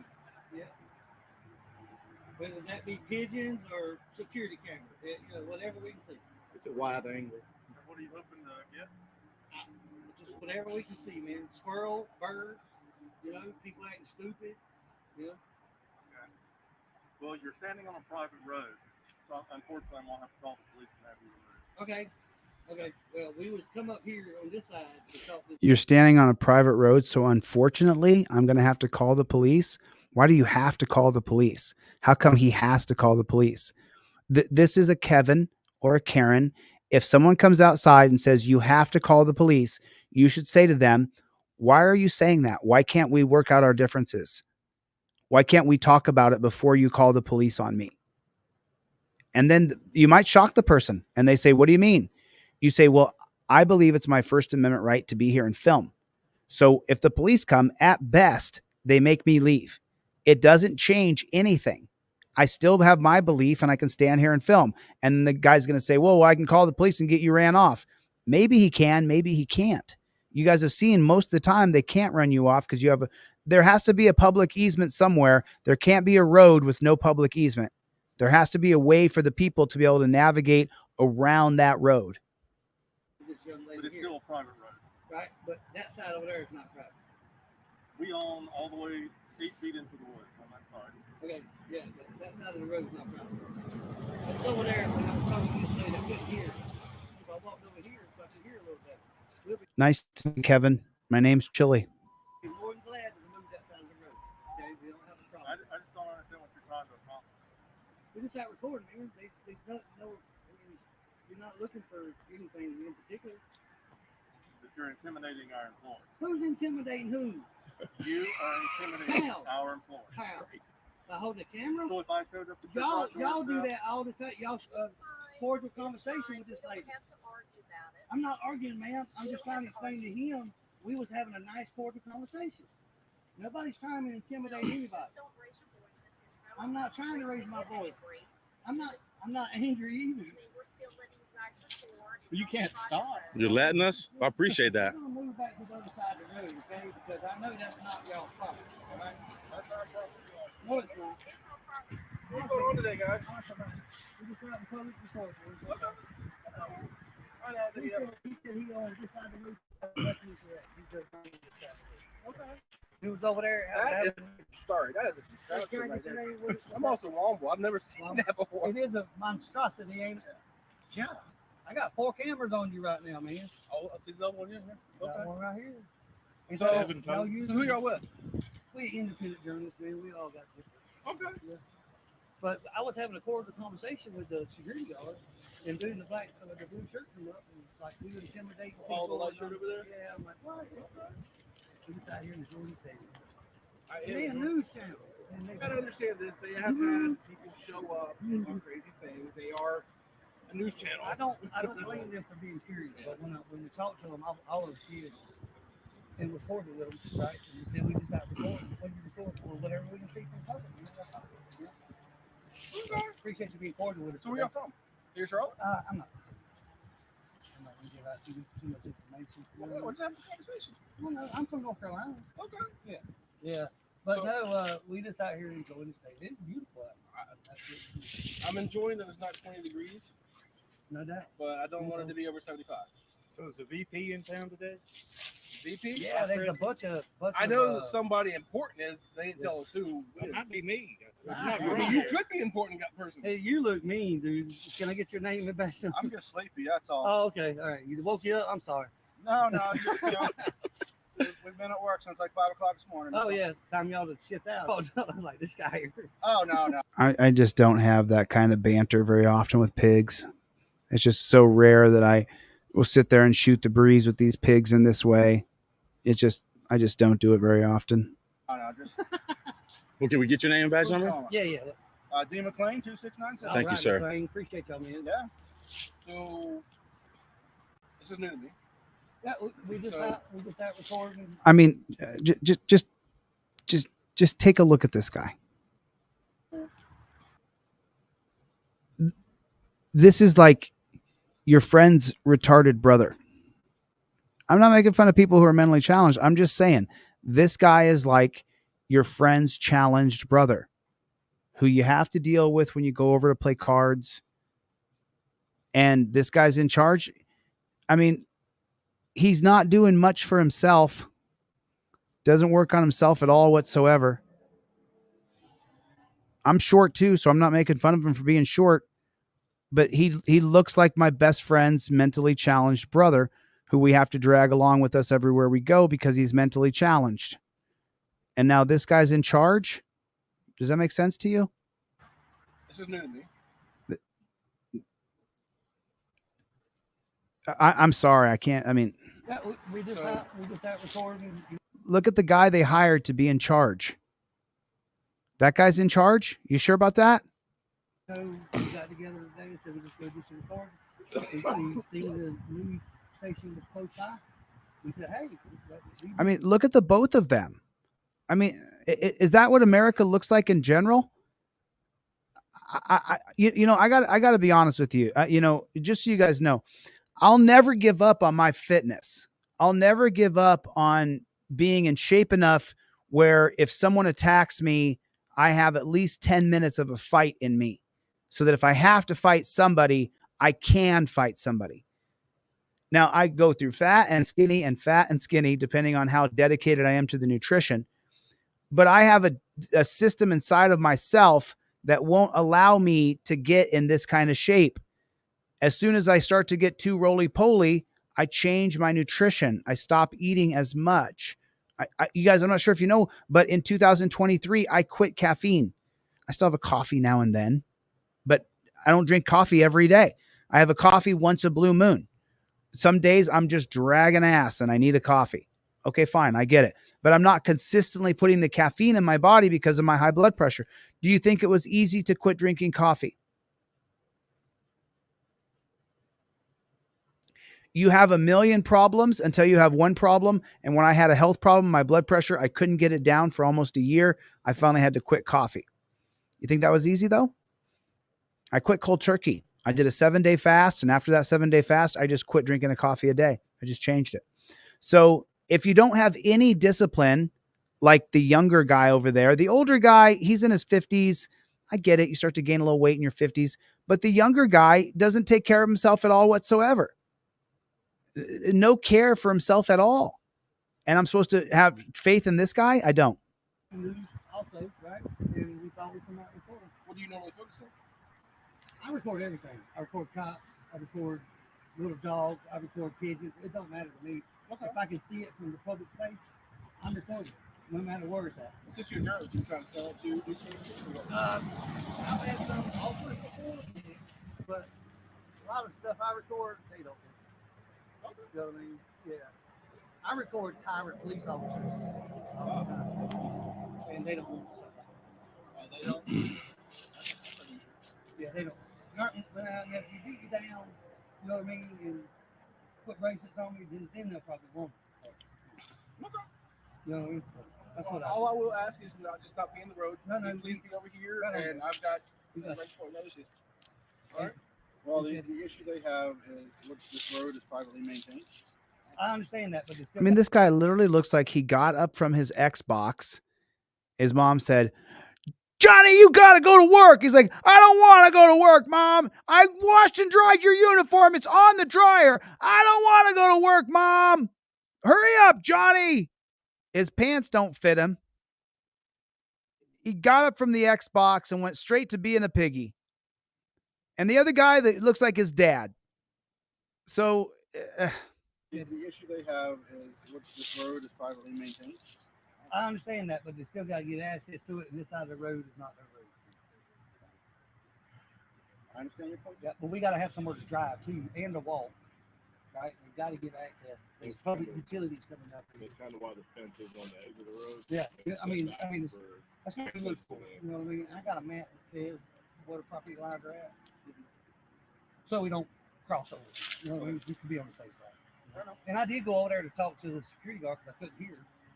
You know, and when he said this side of the road, you know, this is our property, we have to, I couldn't. You know, another pig pulls up for people with cameras. Let me give that another unit. You on the force? Let's see.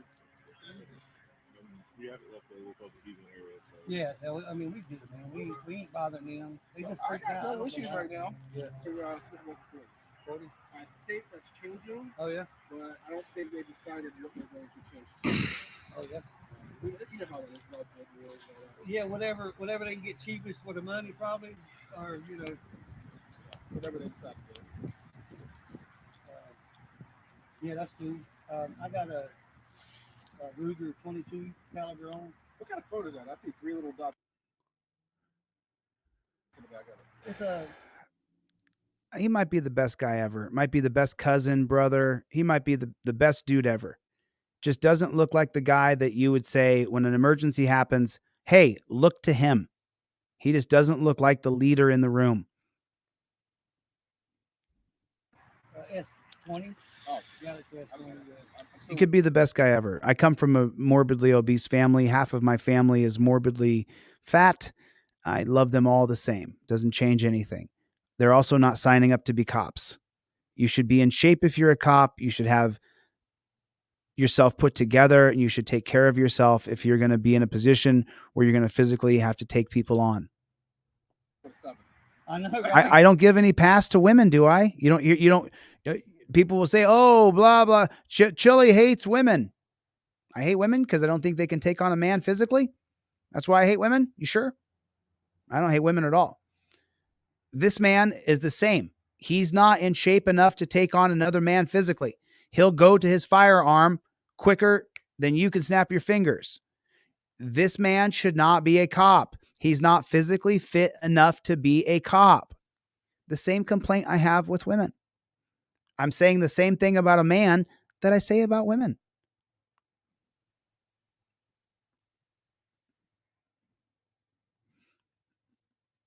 I wish I could get a really brilliant woman to come in and help me with my shipping. There's women who would be better at it than me. I'm sure of it. Women are smarter than me. Some women are stronger than me. I saw blah, blah, blah. A little birdie told me, oh, people are trying to say you're this or that. It's just so stupid. Women cannot take on men physically in 9 out of 10 cases. They're not qualified to be a cop in that situation. Doesn't mean they're not qualified to be a cop in an office that doesn't take on men in the street. There's no such thing as G.I. Jane. There are 0 Navy SEALs who are women. 0. There are none. How many Navy SEALs are there that are women? 0. That means if you have a female copper and you bring a SEAL back from the Middle East who's mental because you made him go kill people and the human brain is not to kill people, he has an interaction with that female copper on the street. That SEAL who came back mentally wrecked can destroy that female pig in the streets, take away her firearm and kill her. I feel the exact same way about this porky pig right here, who is in his mid-20s to early 30s at the most, who has taken absolutely 0 care of his physical well-being. He's not equipped. I'm 50 years old this year. I could beat the piss out of him. A guy in his 30s who's trained should be able to whoop this old man. Should be able to whoop me, hold me over his knee and spank me like my buddy who's the 4th in the world in Brazilian Jiu-Jitsu. He can just whoop my ass. He's 28 years old and in his prime and the 4th in the world in Jiu-Jitsu. Of course he can. This guy could not whip my ass. We want people in that position who can whip ass so they're not pulling out their gun and shooting people. Do you see the mentality here? You can't look like this guy and expect me to say, yeah, he's a great pig. No, he's not. So I just wanted to compare. I'm calling out a man who's not physically fit enough to take on another man. That's my complaint with women pigs. That's my complaint. So I guess that ruins the whole I hate women thing, doesn't it? S20. Oh, yeah, that's S20. I'm still with 7. As a matter of fact, you know, I'm single and looking to mingle, so I'm gonna find me a woman here pretty quick. I guess I have to hate her. Let me find one I really hate. I know, right? I still got that too. I normally. I mean, he couldn't last 10 minutes on a stair stepper. And you're live. And listen, you can be fat and out of shape. You just can't sign up to be a cop and then expect me to go, oh yeah, that's a good hire. now on YouTube. Oh, by I'm the way. sure. I've been on YouTube a lot lately. Yeah. But you're making your department look great right now. You know what I'm just saying? I've had it both ways, right? So you YouTuber? I'm or is that what it's called now? I got all kind of. I don't do a lot of YouTube, so I don't know. I got all kind of platforms that I post on. Okay. I got like probably 15. Yeah. Oh, does he? Behind the scenes, Carolina. Is that what that is? I'm subscribed. I give it a like. I go down here as usual, and I'll say,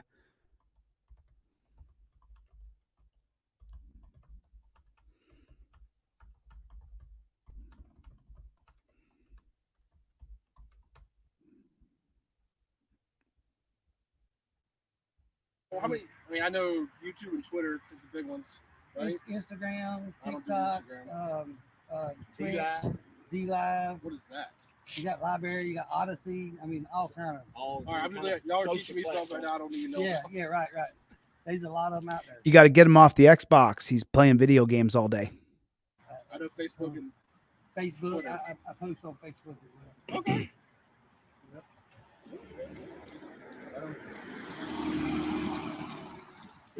So why are the cops there? Where's the crime being committed? People standing on the road filming. That's what the resources that we pay to go. We pay these cops to go to this place where these guys are filming on the side of the road and stand there all day. We send Junior here. Though, to have them freak out about. Put a 1 in the chat if this guy would go to a gun the moment you pushed him over. The moment you pushed Humpty Dumpty over, he would grab his gun. Put a 1 in the chat if that's true. Cameras, and they carry cameras around all the time, and it's like weird. I mean, to me, it's weird. I can just say from my personal knowledge of having come out here, I've had to deal with people that I could do this year round. Oh yeah, I know. I'm fat, right? So I hate the damn summer. I used to love it. The only thing they ask is since they maintain the road is for you to stay off the road, and then you can. Well, again, we gotta have. The only thing they ask is you stay off the road because they maintain the road. The asphalt road.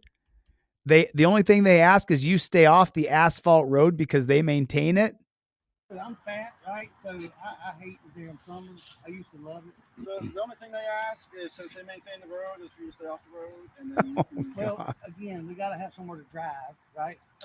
And if we can't walk, on it looks like we can. You know what I mean? Yeah. But we may have to dip on it. You know what I'm saying? I mean, I'm not difficult. Just so constantly standing. That's probably. No. Good. Yeah, we're not going back on that side. Like I said, I looked at the map, and the map says they own that side from right here. Well, I obviously haven't looked at the same map you have, so you have It's a a heads up. GIS. I mean, every time I see a moronic pig, just watch how dumb he is. Just watch how stupid he is. From right here. Well, I obviously haven't looked at the same map you have, so you have It's a a heads GIS. up. He's like the slow cousin that you have in your family. Don't worry about Barney. He's okay. He's harmless. He just talks a little funny like that, and that's okay. He's on the spectrum of autism. But is he a cop? You see what I'm saying? I love Barney. I love it. I love to meet with Barney. I love to go golfing with Barney. He's amazing. But I don't have Barney on the cop force when he's autistic. I hear. Well, I obviously haven't looked at the same map you have, so you have It's a a heads up. GIS. Barney's autistic. Am I wrong? What I look at, I got an app on my phone because we don't want to get in no trouble. Yeah, their main thing is they don't. No. They should stay on the side of the road. I got you, man. They just said stay on the side of the road. Don't mess up the asphalt. Look at these two guys. Tweedledum and Tweedledummer. Unbelievable. I look at them and I think to myself, these two guys are in charge of the scene? You really sent these two guys to be in charge? Look who the government is hiring. Why do you think that is? We don't have no plans of going back over there. We're going to film. We can see everything from here anyway. They hurt my feelings, none. All right. Thank you guys so much for being cordial. Go back to work. Yeah, you guys thank you guys, man. You have a great day. I forgot his name. McLean. Thank you, guys. I don't say thank you. McLean, smile every once in a while, man. You look ill. He does look ill. There you go. There you go. That's what I like. There you go, bro. Have a great day. Appreciate y'all, man. Did McLean actually laugh? I forgot his name. McLean. McLean, smile every once in a while, man. You look ill. There you go. There, look at that. Look at that big autistic guy. You got a kick out of that. Boy, these guys are going to the Waffle House right now. They're heading over to the Waffle House right here. I mean, you cannot be a cop. Look at these guys they're hiring. And you wonder why they kill people. They're number one, mental. Number two, so out of shape they couldn't even run a mile. Couldn't even run a mile.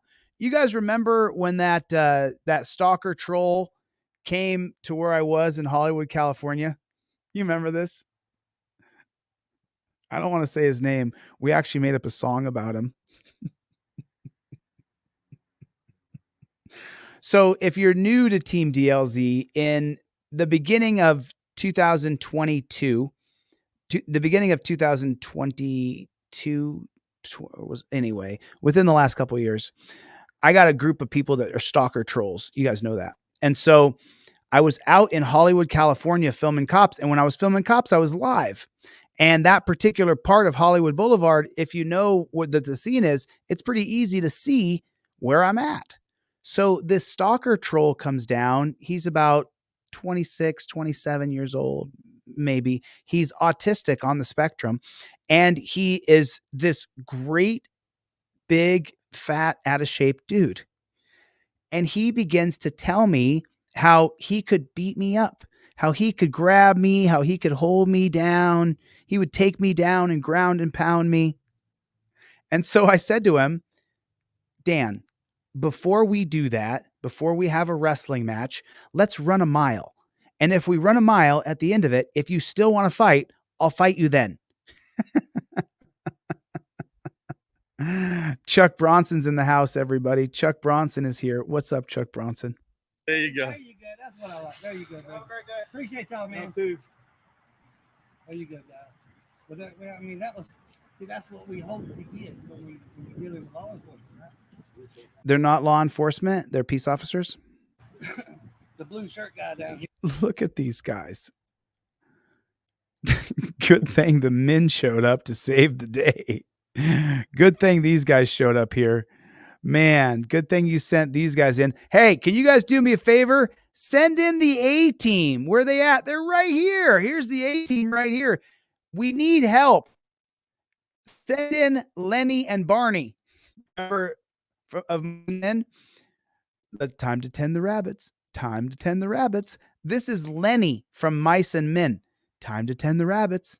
Time to tend the rabbits. These are the men they put in charge of me. Are you sure? Are you sure? Are you sure those men are in charge of me? Today's special. If you get a trifold, you can get another trifold for free, or you can also, you got to put it in the notes what you want. If you want the trifold, or if you want the Fifth Amendment cop cards, driver and non-driver. If you get a trifold, I'll give you a free set of cop cards that are like a credit card with it, or I'll give you an additional trifold. Put it in the notes when you order a trifold, which one you want. Do you want the cop cards or do you want the extra trifold? So if you get a trifold today, I'm going to give you a free set of cop cards with the trifold or an additional trifold with the trifold. That's today's special. That's what I'm doing today. You got to put it in the notes when you order. When you order a trifold, put in the notes, hey, I want the cop cards. Hey, I want an extra trifold. Put it in the notes. That's my special for today. You guys know I do a special every day. It's like, get the stuff in your car. Having all these cop cards here, this doesn't do me any good. This doesn't help anybody. Nobody's being helped. Nobody's able to reference their, and these are $10. Buy one, get one free. These are $10.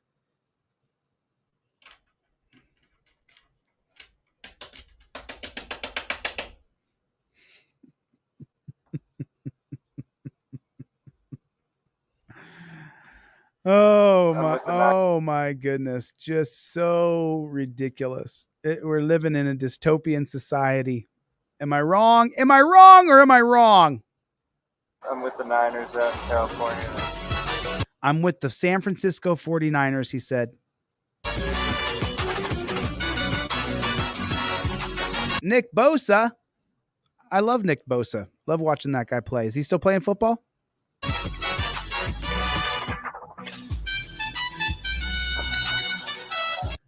What does he drive? Is that a Tesla he drives? Yep, Nick Bosa drives a Tesla. He's got Florida plates on that badge, so he's in Florida. Hello. It was nice of this channel to add a little real world police. 1.53 million subscribers. I'm subscribed myself. The stupid one. I was pretty freaked out about it myself. What did he just say? Hello. That was a stupid one. I was pretty freaked out about it myself. No. Nick Bosa, really good tight end. When the cops walk up to you, you invoke your Fifth Amendment right to remain silent. The trifold's up on your visor. I know it's up on your visor because I sent in your envelope this fancy broccoli wad rubber band. So I know that your trifold is up in your visor. A proof copy of your license, registration, and proof of insurance is also inside that trifold. I know it's all rubber banded up in there because I sent you the rubber band in your envelope. Now, from there, you give him your license, registration, and proof of insurance. You do not admit to anything you did wrong. You invoke your Fifth Amendment right to remain silent. Nick Bosa, you follow a playbook every day, Nick Bosa. You can afford a $20 trifold. It's buy one, get one free if you want one. You need one, Nick. Like, what the flock? Did he just admit to wrongdoing the moment the cop walked up to him? Hello. That was a stupid one. I was pretty freaked out about it myself. Driver license, registration, proof of insurance. Gotcha. I got an appointment for a new driver's license coming at the end of this month. Just Next Wednesday, actually, is my appointment to get a new one. Is it expired? I was in California. I'm with the Niners out in California, and I come down here in the off season. Is where I'm from. And yeah. Is your registration insurance? No, I've never got pulled over. What did he just say? Registration insurance? No, I've never got pulled over.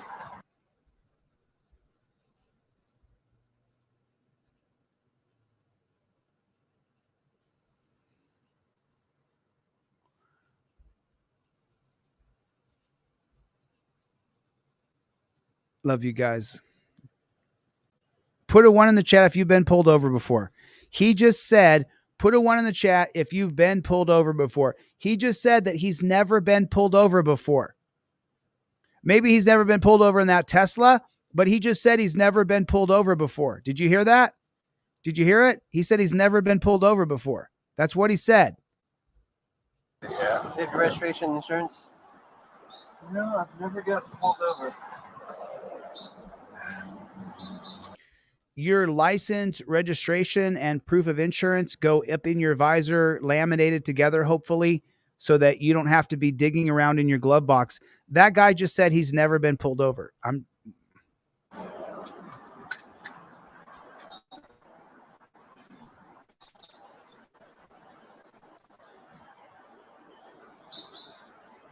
Insurance? Does it look like it? No, I don't think so.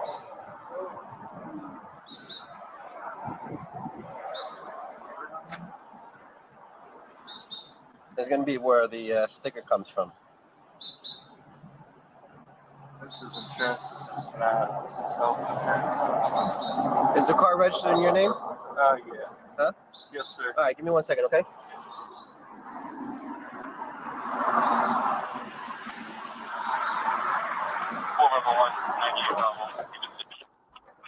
Right on, Brandy. Congratulations, hon.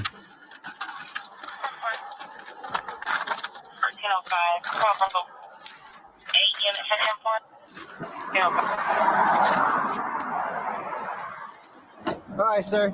You're getting 2 citations today. 1 for failing to yield to the right of way, which was cutting off the other car, and the other one for expired license. Now, if you fix your license before the 30 days is up, you send them a copy of it. What is that retarded look on his face? I mean, I like Nick Bosa. I've seen him play football. I don't watch a lot of football this year, but I like Nick Bosa. But he has a retarded look on his face. Look at that. Did anybody else notice the look on his face? Like, why does his face look like that?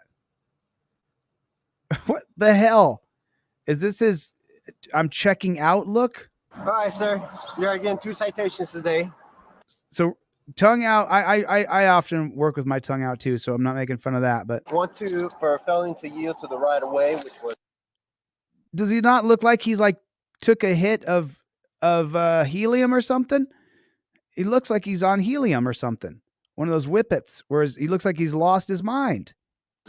Cutting off the other car, and the other one for expired license. Now, if you fix your license before the 30 days. You're stealing the money out of my wallet. You're just stealing the money out of my wallet. That's what he's thinking, I guess. Is up, you send them a copy of it, they'll dismiss it. The other. He's looking at what? Look how long that cop's nails are. Unkept.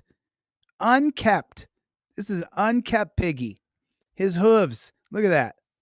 Clip your nails, bro. What the flock? One, you can pay it, you can take it to court, and it'll go to driving school. Got 30 days to comply, all right? All right, thank you, sir. Have a better day. Thank you, sir. Is that what he just said? Did he just say thank you, sir? Is that a thank you, sir kind of moment right there? Is that what that was? I'm not really sure what that was. Was that a thank you, sir? I'm not really sure exactly what the hell he was talking about right there. Living in la land, my friends. Living in la land. What's going on, Team DLZ? What is going on? YouTube pretty much has you guys remember, if one day I'm not here, if my channel just disappears, go to my website, deletelaws.com. I'll make sure that I announce what I'm doing after YouTube, because I'm not sure if you guys are getting notifications or not, but pretty much all my videos are demonetized. Pretty much every day my videos get demonetized. So, I don't know how much longer I will be able to be here, because I think that they are going to eventually delete my channel. I guess a lot of people feel that way, that YouTube is going to delete their channel. I mean, it's tough not to feel that way, because they're continually just doing things that are to try to discourage you from working on YouTube, to try to like the Indian guy said that we watched the other day. I feel like I love YouTube, but I don't feel like YouTube loves me. And so it's just like again. I'm with the Niners out in California. Welcome. There it is. Wow.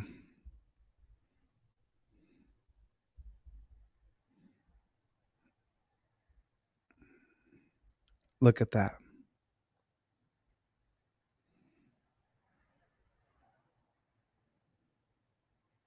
Who do you think that car is used on? Who do you think they're gonna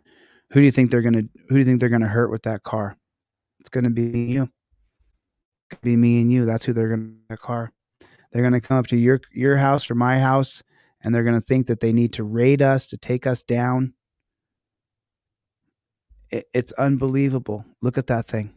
What kind of monstrosity in the United States of America?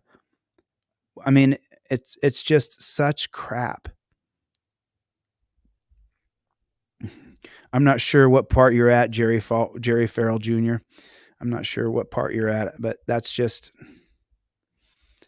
so unbelievable to me.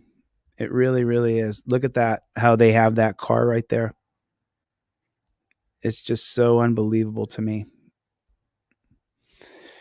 And we're subjected to it. We have to be subjected to that kind of car. So this is Rick Martin. I've heard about him through my friend Press with Rancor.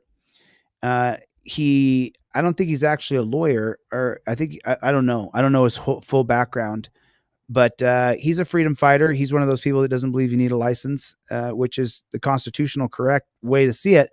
But the states have claimed dominion over your right to be able to drive. So I've heard about Rick Martin. I just haven't seen any of his videos. This will be the first Rick Martin video that I ever see. I don't go anywhere without this. This is my traffic book right here. And if you read down below, public servant officer, it pretty much says to him, when a cop pulls me over, you're losing potato chips. But when a cop pulls me over, the first thing I do is I ask him, what's your emergency and how may I assist you? and he's going to ask for my driver's license and insurance or whatever. And I said, well, before we go there, I need you to fill this out. And I take that sheet of paper out of there and hand it to him. Before we can go any further, you need to fill this out. Once he reads this, it already puts him on notice that I'm not playing games with him. And then you open up the book, and that is so poignant. And here's the case I won against Harris County. Harris County, I always take my name out because I'm not going to give my name until you can give me what's called, and police always call it, it's RAS. What's your RAS? And they automatically assume I'm a cop because I'm using their lingo. And what RAS stands for, reasonable articulable suspicion that I've committed a crime. Okay.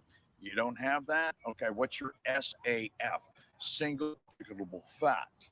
Well, you don't have that either. Okay. You just basically said that there's no reason to pull me over because you haven't seen a crime. Okay. Here's the case I won against Harris County. It just doesn't work very often, though. You know, and that's, you know, that's my job to lead in the proper direction. And if I were to advise you to drive without a driver's license, then I would be advising you to go to jail. And I don't want that for you. I don't want you to go to jail. It's not what I want for you. I want you to be free. I want you to be free. That's the whole point. So I've heard of Rick Martin, and I think he actually sent me an email one time. Rick, a lot of people know who you are, dude. I'm a big fan of not having to have a driver's license. That's for sure. I don't think that cops will sit and look through your book. You might find a cop now and then, but then it's so rarely that you'll find a cop who will sit and look at this. And here's the case I won against Harris County. Harris County, I always, you don't have that either. Okay, you just basically said that there's no reason to pull me over because you haven't seen a crime. Okay, here's the case I won against Harris County. You can see the stamps and date, and they ended up buying me a brand new Porsche 911 Turbo all-wheel drive convertible with them pulling me over and letting me spend a night in jail. So here's the lawsuit, and I've got these for everybody to see, and you can see that. But Rick's got it. It's tough. Rick he's got a hard go. He has a lot of legal stuff he's dealing with. It's all put together, and there it is, signed by the DA and stamped, showing they lost the case. And they lost it. Right, but they're not going to look at the case on the side of the road very often. And I sued them. And what did you win? $250,000 for a night in jail. And then Supreme Court says no license necessary to drive an automobile public highways. Now these are all documented. It just doesn't. I mean, I'm all for it. I'm all for the idea that you don't have to drive with a driver's license. It's just not how it's working out for so many people. That's why I recommend you use the trifold, invoke your Fifth Amendment right to remain silent. That's why. I've been doing this for, it'll be 3 years in June 20th. Have been on air for 3 years. And for 3 years straight, I've had a trifold that at first I sold one of these every week. And now I sell 5 or 10 of these every day. So, because so many people understand that you have to, not that I don't, I just vehemently disagree. I want you to have your license, registration, proof of insurance all put together on a card. That's what I want you to do. And then, like Brick said, go into touchdown position using your phone as the way to make sure that you're not going to get shot.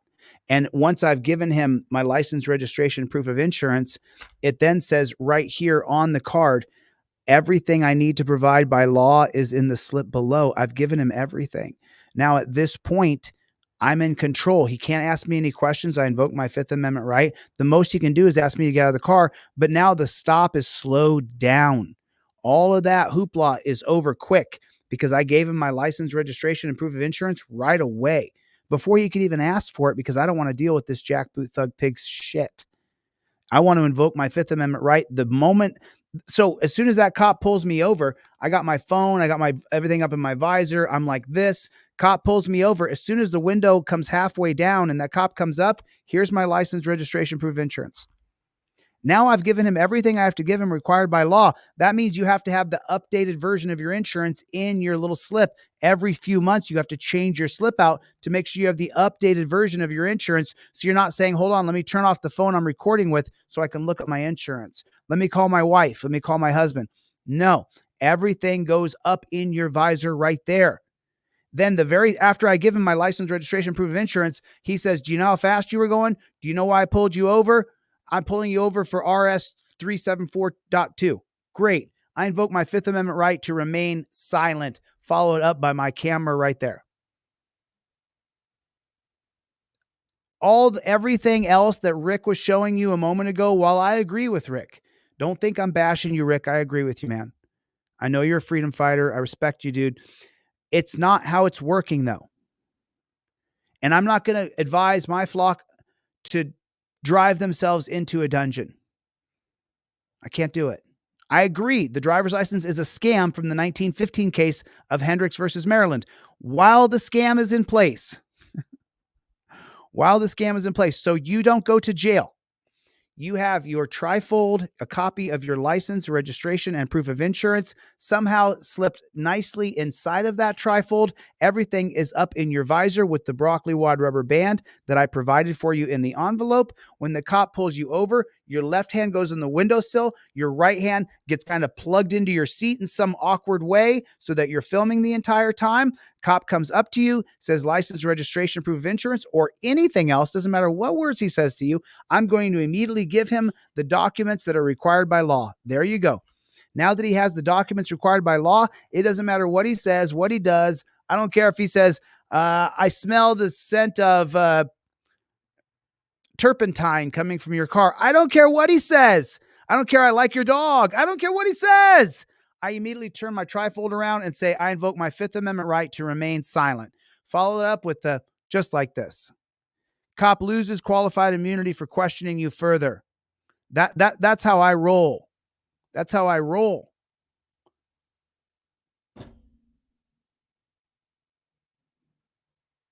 My job is to keep you out of the torture cuffs. My job is to lead properly. Now, Rick Martin and the cool stuff that he offers here, U.S. Supreme, all those things, the cop is not going to look at those on the side of the road. He might look at them for his entertainment purposes, but he's not going to sit and look at the case that you won right here. What you got underlined and you got things, you got in a 3-ring binder. It looks good, dude. That looks like it's put together nice for a court of law. He's not going to look through that on the side of the road. It'll end up in your car when your car gets impounded or confiscated. One or the other. He may claim that is contraband, that this is the contraband that you're using, contraband meaning an illegal item, saying that you're using this to justify your driving. So he may seize it and then you get it back through the discovery process in your court hearing. So that's how it works. This is how it works. You use the trifold. If you don't have the trifold, you use the Fifth Amendment cop card. This is the driver card, step-by-step tutorial of the driver card. See where it says driver right there? Right there. Number one,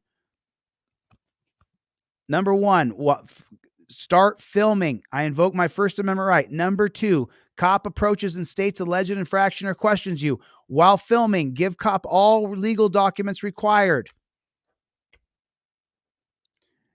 Then you state, I invoke my Fifth Amendment right to remain silent. Fifth Amendment's unequivocal, cop loses qualified immunity for questioning you.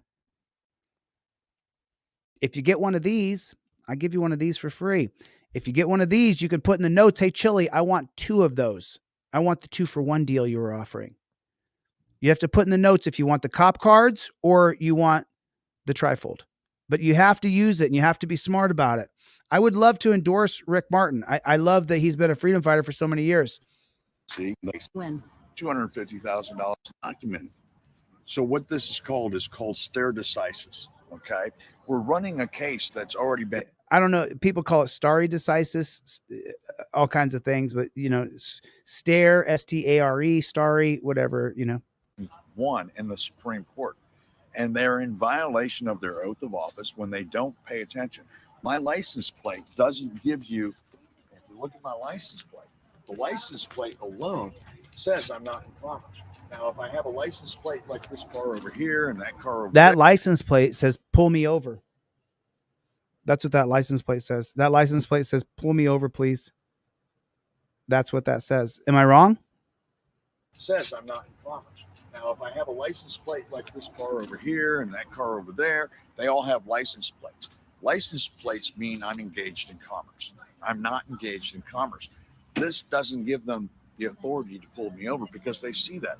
Where do you see that I'm engaged in commerce? What gave you that suspicion that I'm in commerce? You have the right to travel freely unencumbered. And that's all in the law.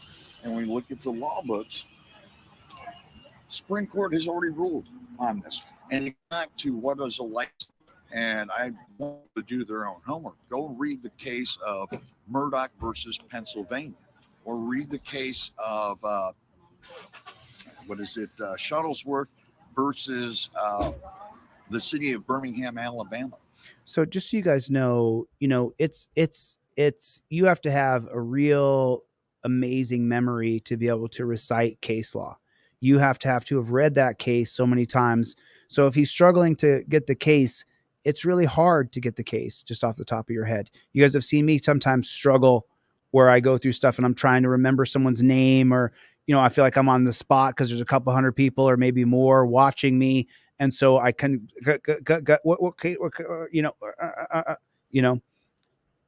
so don't fault him for that. He's just a person trying to give you the information the best that he can. Worth versus the city of Birmingham, Alabama. These are showing that you don't need a license. A license is to do something that is immoral, that's sanctioned by the government, like a 007 license to kill.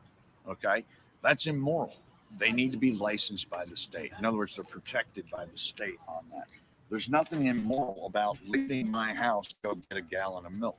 I only need a license if I'm using the public property. The roadways are public, and they're paid for by the gas tax. Okay, they're not paid for by traffic violations. So when you get into the law, this is what scares most cops, and I'm going to get to it here if the wind would stop for 1 second. This is what most cops don't like because they don't know it. It's non-emergency use of emergency vehicle lights and sirens is a felony. Well, have you ever seen it incorporated though? Have you ever seen it used? What he says right here may be written in the books, but what I've noticed from suing in federal court in several different states so far is that the law is not what's applied in the courtroom. Of emergency vehicle lights and sirens is a felony. Okay, but they do it all the time anyway. They do it for fun in front of children. Pulling me over for a traffic violation, they just committed a felony. Right, but okay, so this is the part that drives me just absolutely bonkers. It's the problem with dumb YouTubers who say qualified immunity when it's way down the line of importance. It's Terry v. Ohio. There's a bunch, but this bugs me too. When people say things like, oh, this is a felony and we got him now. Is that what's happening? Is that what's happening though? That's not at all what's happening. That's not at all. What's happening is the opposite. They're turning on their lights and sirens whenever they want, just for fun. Sometimes for a funeral procession. Sometimes because there's a group of elementary school kids around. Sometimes because they're driving and they want to go fast for fun in the middle of the night or in the middle of the day.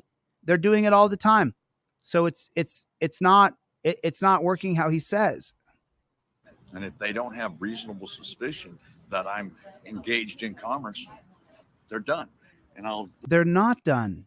It's not how it's working in reality, though. Bring out my brother's. I'm going to put this away real quick. I want to bring State Trooper. This was his book that he had in his car. Okay.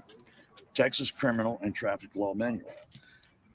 I went to his car and I made him read this. And you're going to love this. This is out of their own law books. This is the LexisNexis.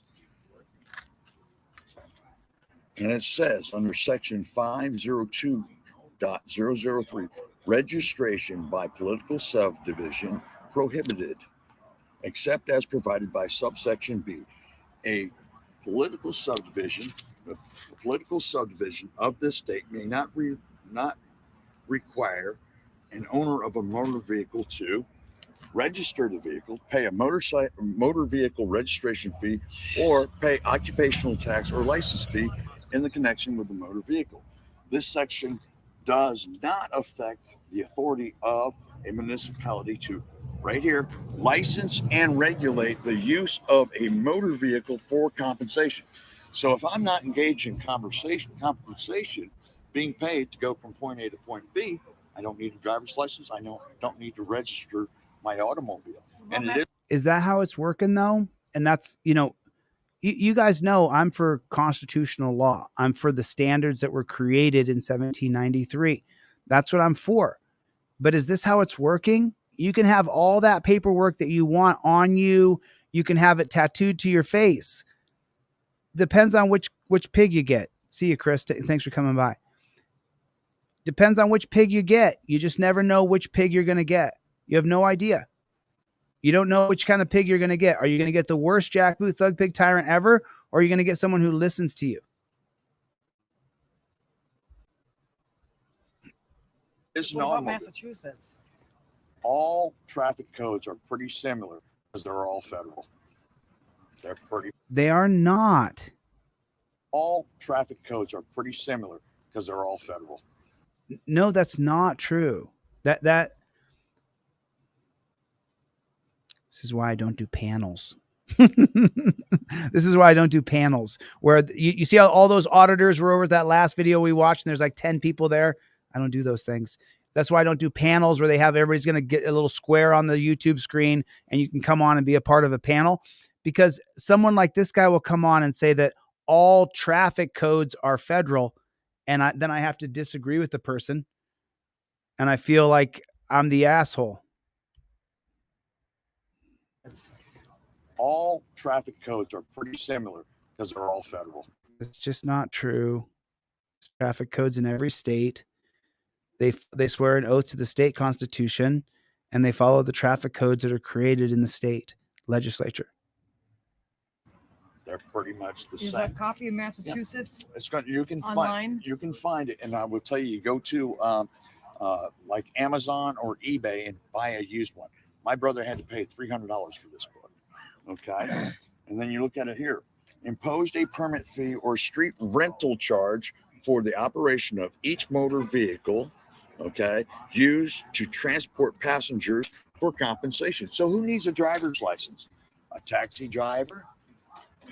Anybody that's engaged in making money using the public property.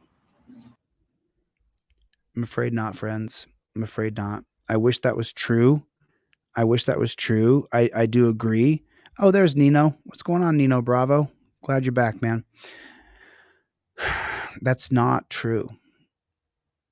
Traffic codes are most of the time they're state codes you get charged with. They're not federal. Matter of fact, 100% of the time you get charged with a state traffic code. 100% of the time. And every time you get pulled over, you're charged with a state violation. So I just, I got to tell the truth. I don't go anywhere without this. Well,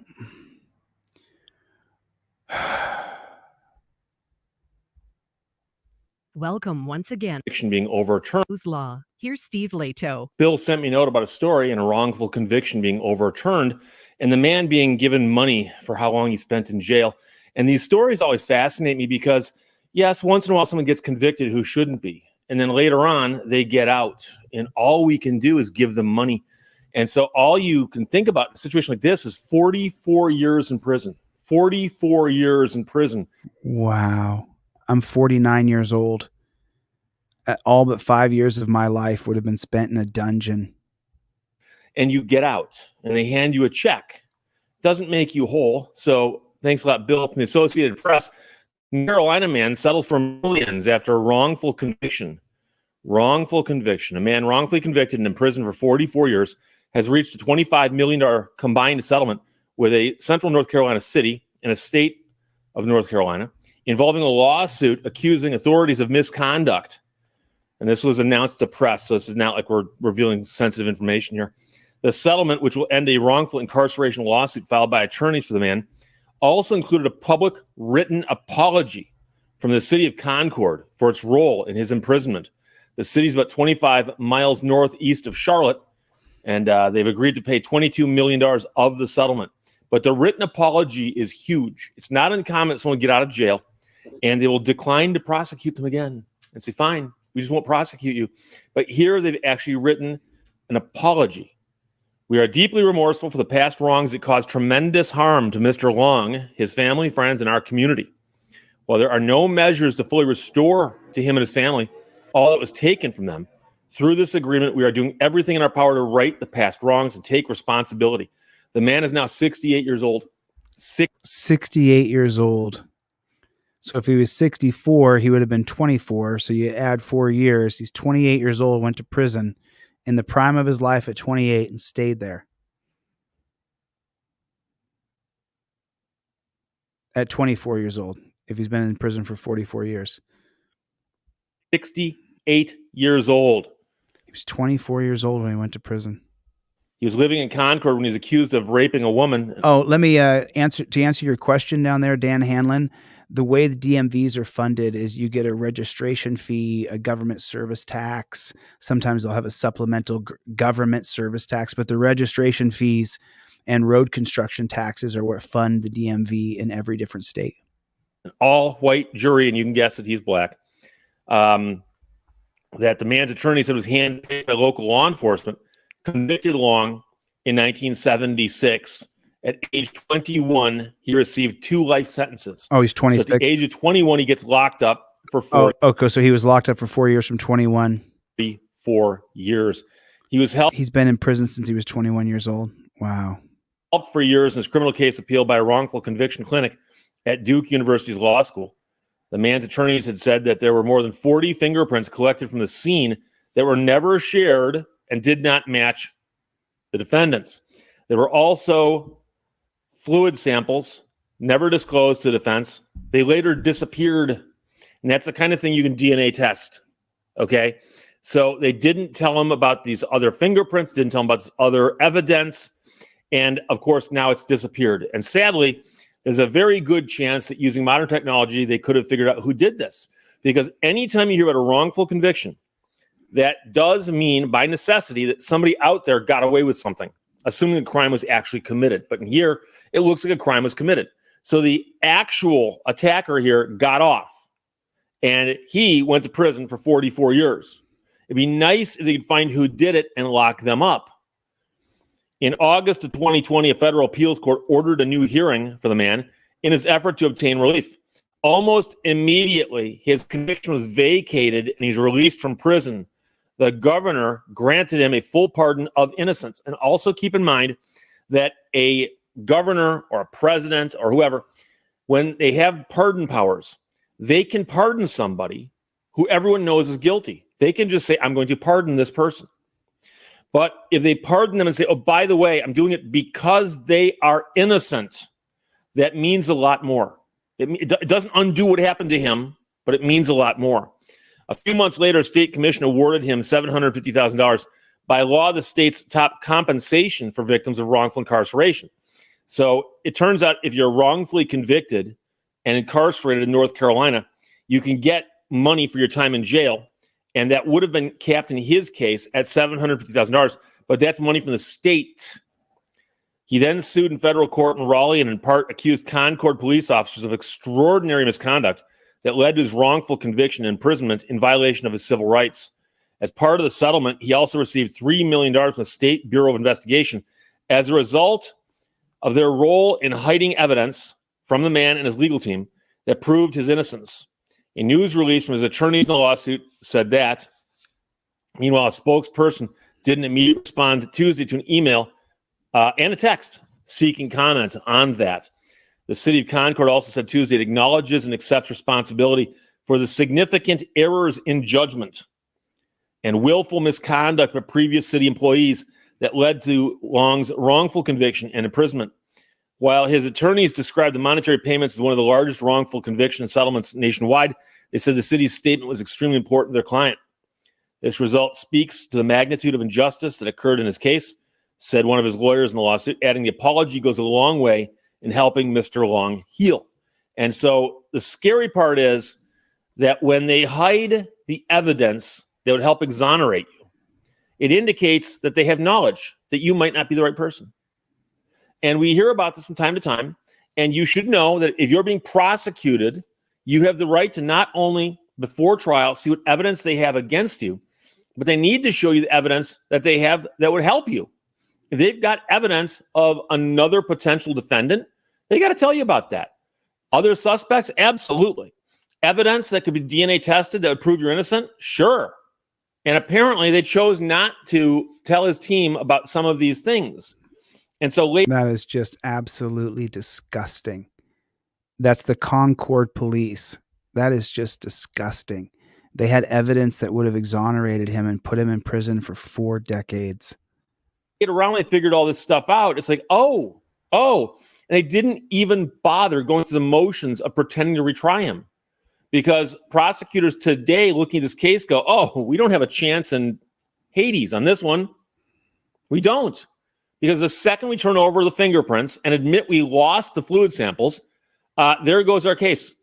And keep in mind that if I've got evidence in my possession and I destroy it, hide it, or lose it, it's presumed that it hurt my case. It's called spoliation of evidence. Spoliation, S-P-O-L-I, not spoilation, spoliation. It's one of those things that people mispronounce and misspell. Spoliation of evidence. Spoliation of evidence creates the presumption that it would have gone against you. It's not definitive. It's something that a jury could decide to disregard. But you have to ask yourself, why does somebody do these things? Why would they withhold evidence from the defense? Oh, because it would help the defense defend their client.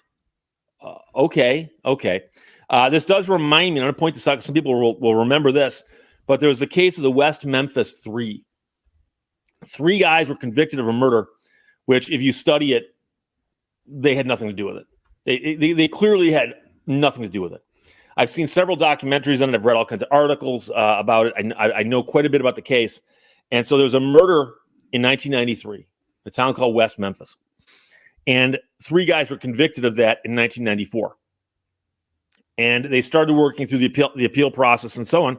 And somewhere along the line, about 2010, so we're talking about 16 years later, the Supreme Court of Arkansas came out and said, you know something? It's looking like these guys didn't get a fair trial. So perhaps they should get a new trial. Now, I don't know if they actually ordered a new trial or not. I just remember that the Supreme Court made a ruling. It made it very, very clear that these guys were going to get a new trial. So prosecutors approached the attorneys for the 3 defendants, who by now had spent more than 10 years in prison each, and said, hey, your guys have already spent a ton of time in prison. If you guys will enter what we call an Alford plea, Alford pleas, we will sentence you to time served and let you all go. Now, the 3 guys were steadfast in their statements that they didn't do it. They were innocent. But if you've been locked up for, 16 years, 16 years. If you've been locked up for 16 minutes, if you've been locked up for 16 hours or 16 days, if you've been locked up for 16 seconds, you want to get the hell out. And somebody goes, here's your choice. You can get a new trial, go through the whole process again, using the evidence we know about now, and a jury can decide your fate. You may go back to prison. You may be freed. You may be exonerated. Or enter an Alford plea and you can get out right now. And you might say, but Steve, what's an Alford plea? An Alford plea is where you admit that the prosecution could get a conviction against you with the evidence they have, and therefore you are choosing not to defend yourself, and you're doing that and basically going to let the court decide what to do with you because you're not pleading guilty. You're simply saying they had evidence that could have gotten us convicted. And the interesting point about this is they took that offer so they could get out of jail. The 3 guys got out. Now, I know some people say, Steve, what's the difference? The difference is these guys went on the record with their attorneys and said, as part of this plea, we will concede that the prosecution had enough evidence to convict us. It was possible. It wasn't a done deal, but it was possible. Putting that plea in like that means that they cannot sue for wrongful conviction. That's exactly why they did that, referring to the prosecution. The prosecution offered these three guys in the West Memphis case the Alford pleas, knowing it could save the state a ton of money. Now, you have to understand that not every state allows for the recovery of money like this by the wrongfully convicted. I've mentioned before Timothy Masters. I wrote a book about him, with his assistance. He's a friend of mine. And in his case, when he got out and proved he was innocent, he did get the apology from the people in power, and he also got money as compensation for the time he spent in jail. So he spent 10 years in jail for a murder he did not commit. He got out, he got compensated. But very few people would say, you know, I'd take that deal. Go sit in prison for 10 years. And I always tell. So the name of that book is called Drawn to Injustice. Drawn to Injustice, where he wrote that book with Steve Leto. People, keep in mind that when you're in prison, there's no knowledge in your head that you're getting out. You think you're there for the rest of your life. So it would be torture mentally to be in prison for a crime you did not commit, and you've been told you are never getting out. And that was the situation with this guy, convicted of rape, sentenced to 2 life sentences, and he spent 44 years in prison. And after they started digging around in his case, they discovered, oh, there's all kinds of evidence that was never turned over to his team. And then you realize, oh, they did this to the guy. Now, it might be. Well, just so you know, and we're going to come back to this 1123 right here. It was very common. The lynching of Fred Alexander is one that will haunt you if you know the story. Was committed by a mob in Leavenworth, Kansas on January 15th, 1901, after he was arrested for rape and murder. He didn't do it. He was killed when he was burned alive while tied to a metal rail. The Democratic Party Allied newspaper had been fomenting fear of African Americans as libidinous sexual predators. Results of official investigations disputed whether there was a rape, and only circumstantial evidence was used to blame him for the alleged crime. The lynching and its aftermath were widely covered in newspapers. Alexander was a veteran of the Spanish-American War. He was accused of the rape and murder of a 19-year-old Pearl Forbes. He was castrated during the lynching. So if you read the newspaper article about it, it's even worse. It's almost just a warning to black guys that you're not allowed to be with white women. It's just that simple. There's so many black men were lynched from 1880 until 1930 and accused of raping or killing white women. Welcome once again to Leto's Law. Sit in prison for 10 years, and he spent 44 years in prison.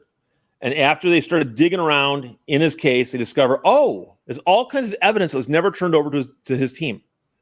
And then you realize, oh, they did this to the guy. Now, it might be, and I've seen some indications that some prosecutors and some police would tell you that this guy's, they didn't think he was innocent. They thought he was guilty. So if he's guilty and we play with the rules a little bit to make sure he gets convicted, we're actually doing good. That's what they think. That's their mindset. And of course, it's wrong because the rules are there so everyone gets a fair trial. So if he doesn't get a fair trial, it doesn't make it better because, oh, well, we thought he was guilty. Because that's what they would tell you. And I've seen police officers actually say after someone's been exonerated, I still think he did it. Oh, it happens all the time. After their bosses have said, we're sorry, he didn't do it. So there's a problem with the mindset. There's also a problem with the mindset. Oh, because they can't be wrong. These guys are perfect. They're absolutely perfect. 12:15. So the body of George Meadows, who was lynched after being falsely convicted of rape and murder.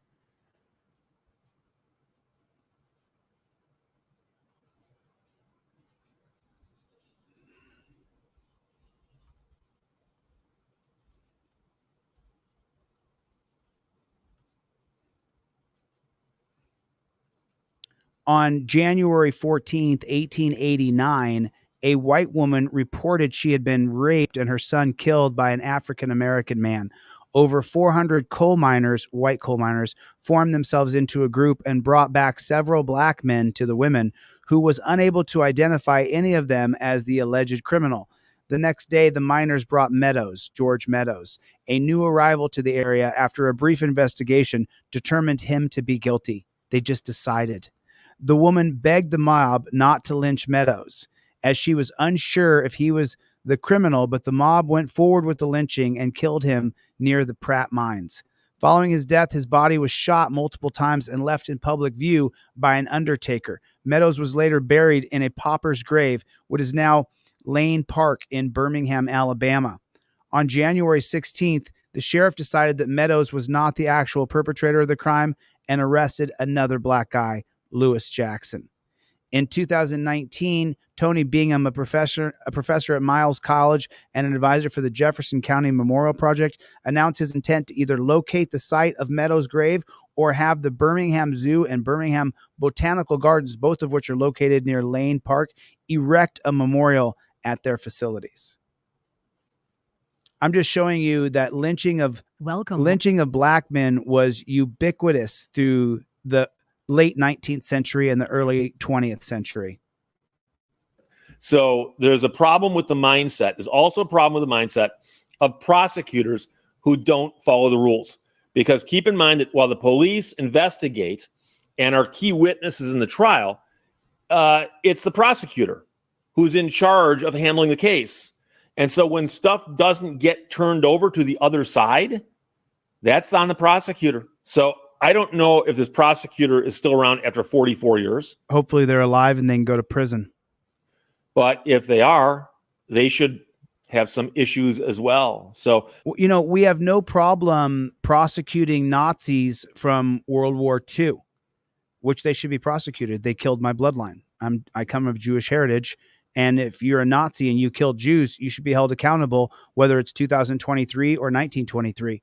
You should be held accountable for killing my bloodline. I don't agree with murdering Jews.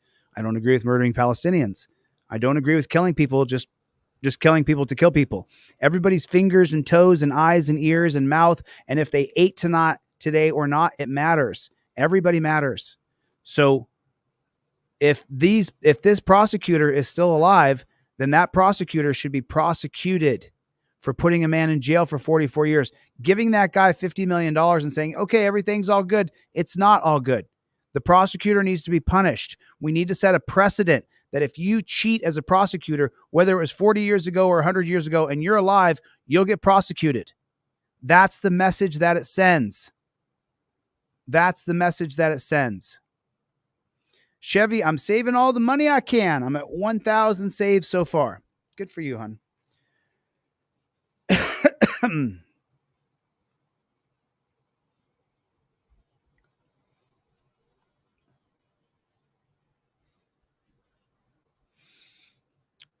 Go to deletelaws.com right now. And when you pick up your trifold, when you go to deletelaws.com, let me know in the notes section if you want 2 trifolds when you bought one, or if you want an additional set of cop cards. If you want the Fifth Amendment cop cards inside of your envelope, you have to go to deletelaws.com right now and let me know if you want the Fifth Amendment cop cards with your trifold, or if you want another trifold. It's up to you. I started this live at about 12:30. I'm almost 3 hours in. That's the special for today. Tomorrow, the special will change to something else. I do a special every day to try to incentivize people to get trifolds and cop cards. The cop cards go in your wallet. You only pull out that cop card when you're in front of a pig. The yellow and black cards, there's 2 of them. There's the non-driver cop card and there's the driver cop card. The non-driver and driver cop cards go in your wallet until you're in front of a pig. And then you follow the 1 through 6 steps on the card. The trifold goes in your visor. I give you a broccoli wad rubber band with it, so everything goes up in your visor. That's simple. That's how you do it. That's how you do it. If you buy a trifold from me, put in the notes section whether you want another trifold for free or if you want the Fifth Amendment cop cards free. If you buy the Fifth Amendment cop card, I'm going to give you another pair for free.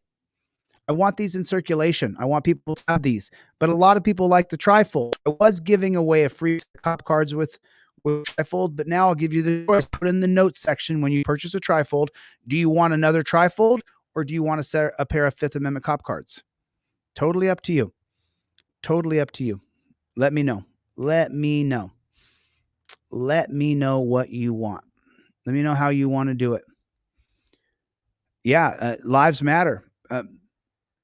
Basil has it exactly correct. Everybody's life matters. Everybody's important. There's no person. So just picture it like this, right? So just picture it like this. Say that there's a guy or a girl, 10 feet away from you, and they're hammering, and you hear them say, "Ow!" And you know that they whack their finger. And you don't know the person, but you know they're over there working, and you're sitting there, and you hear the "ow!" ting, ting, ting, "ow!" And they grab the "ow!" Whack my finger. Do you not care about that person? You could laugh. Oh, that's funny. He got himself in the finger. Sure, you can. But what if he's chopped his finger off? Do you care? What if the hammer caught him just right here, and his pinky finger's gone? Do you care? You do care. If you don't care, this is the first time on the channel. You don't realize that most of the people in the room are empaths and that we care deeply about others. Most people in this room, if someone lost their finger in front of them, most people on Team DLZ actually care about the other person. Can you imagine that? Actually giving a shit about somebody else? So everybody matters. There's a huge homeless problem here in LA and in Las Vegas. And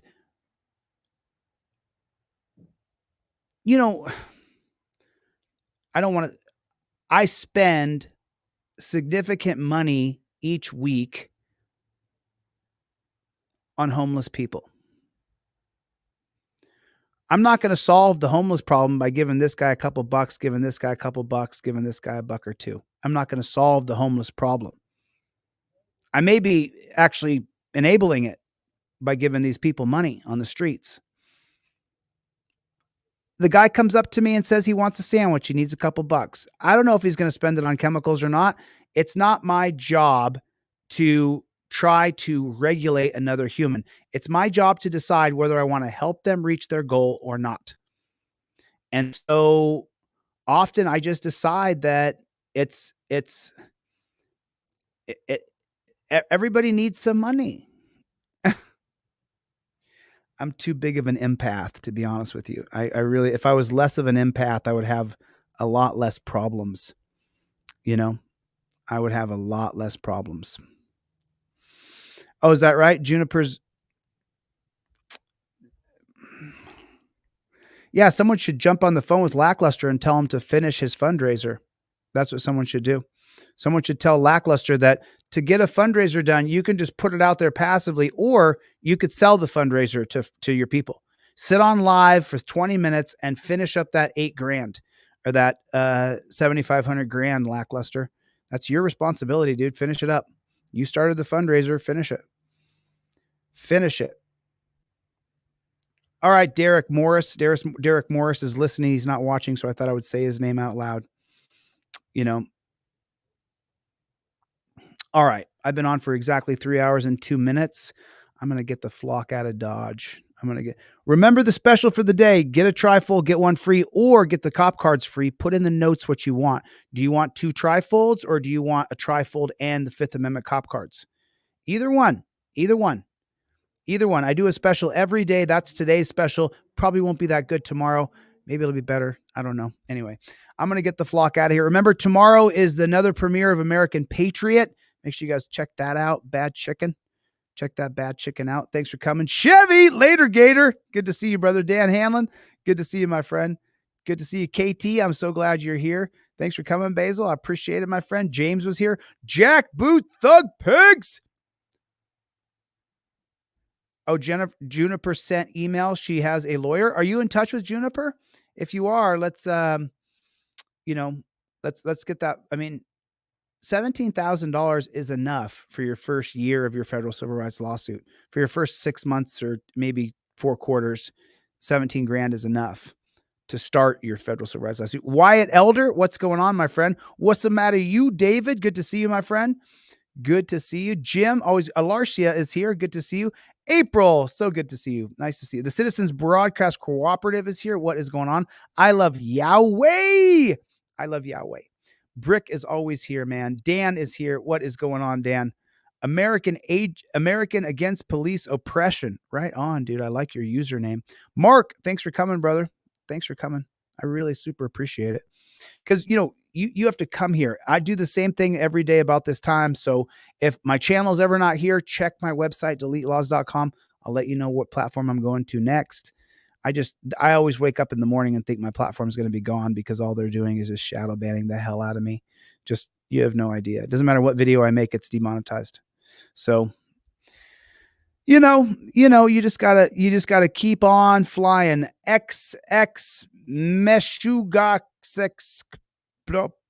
Can I get a shout out? You got a shout out, Soy Leal. Soy Leal got a shout out. What's going on, Unisex? Happy late birthday. You had a late birthday 2 days ago. Jim, good to see you, my friend. Avery Flowers. What a lovely, lovely couple you are. Good to see you guys. Good to see everybody. All right, I'm going to get the flock out of here. David, thanks for coming. I'll see you guys on the next one. Later, Gators.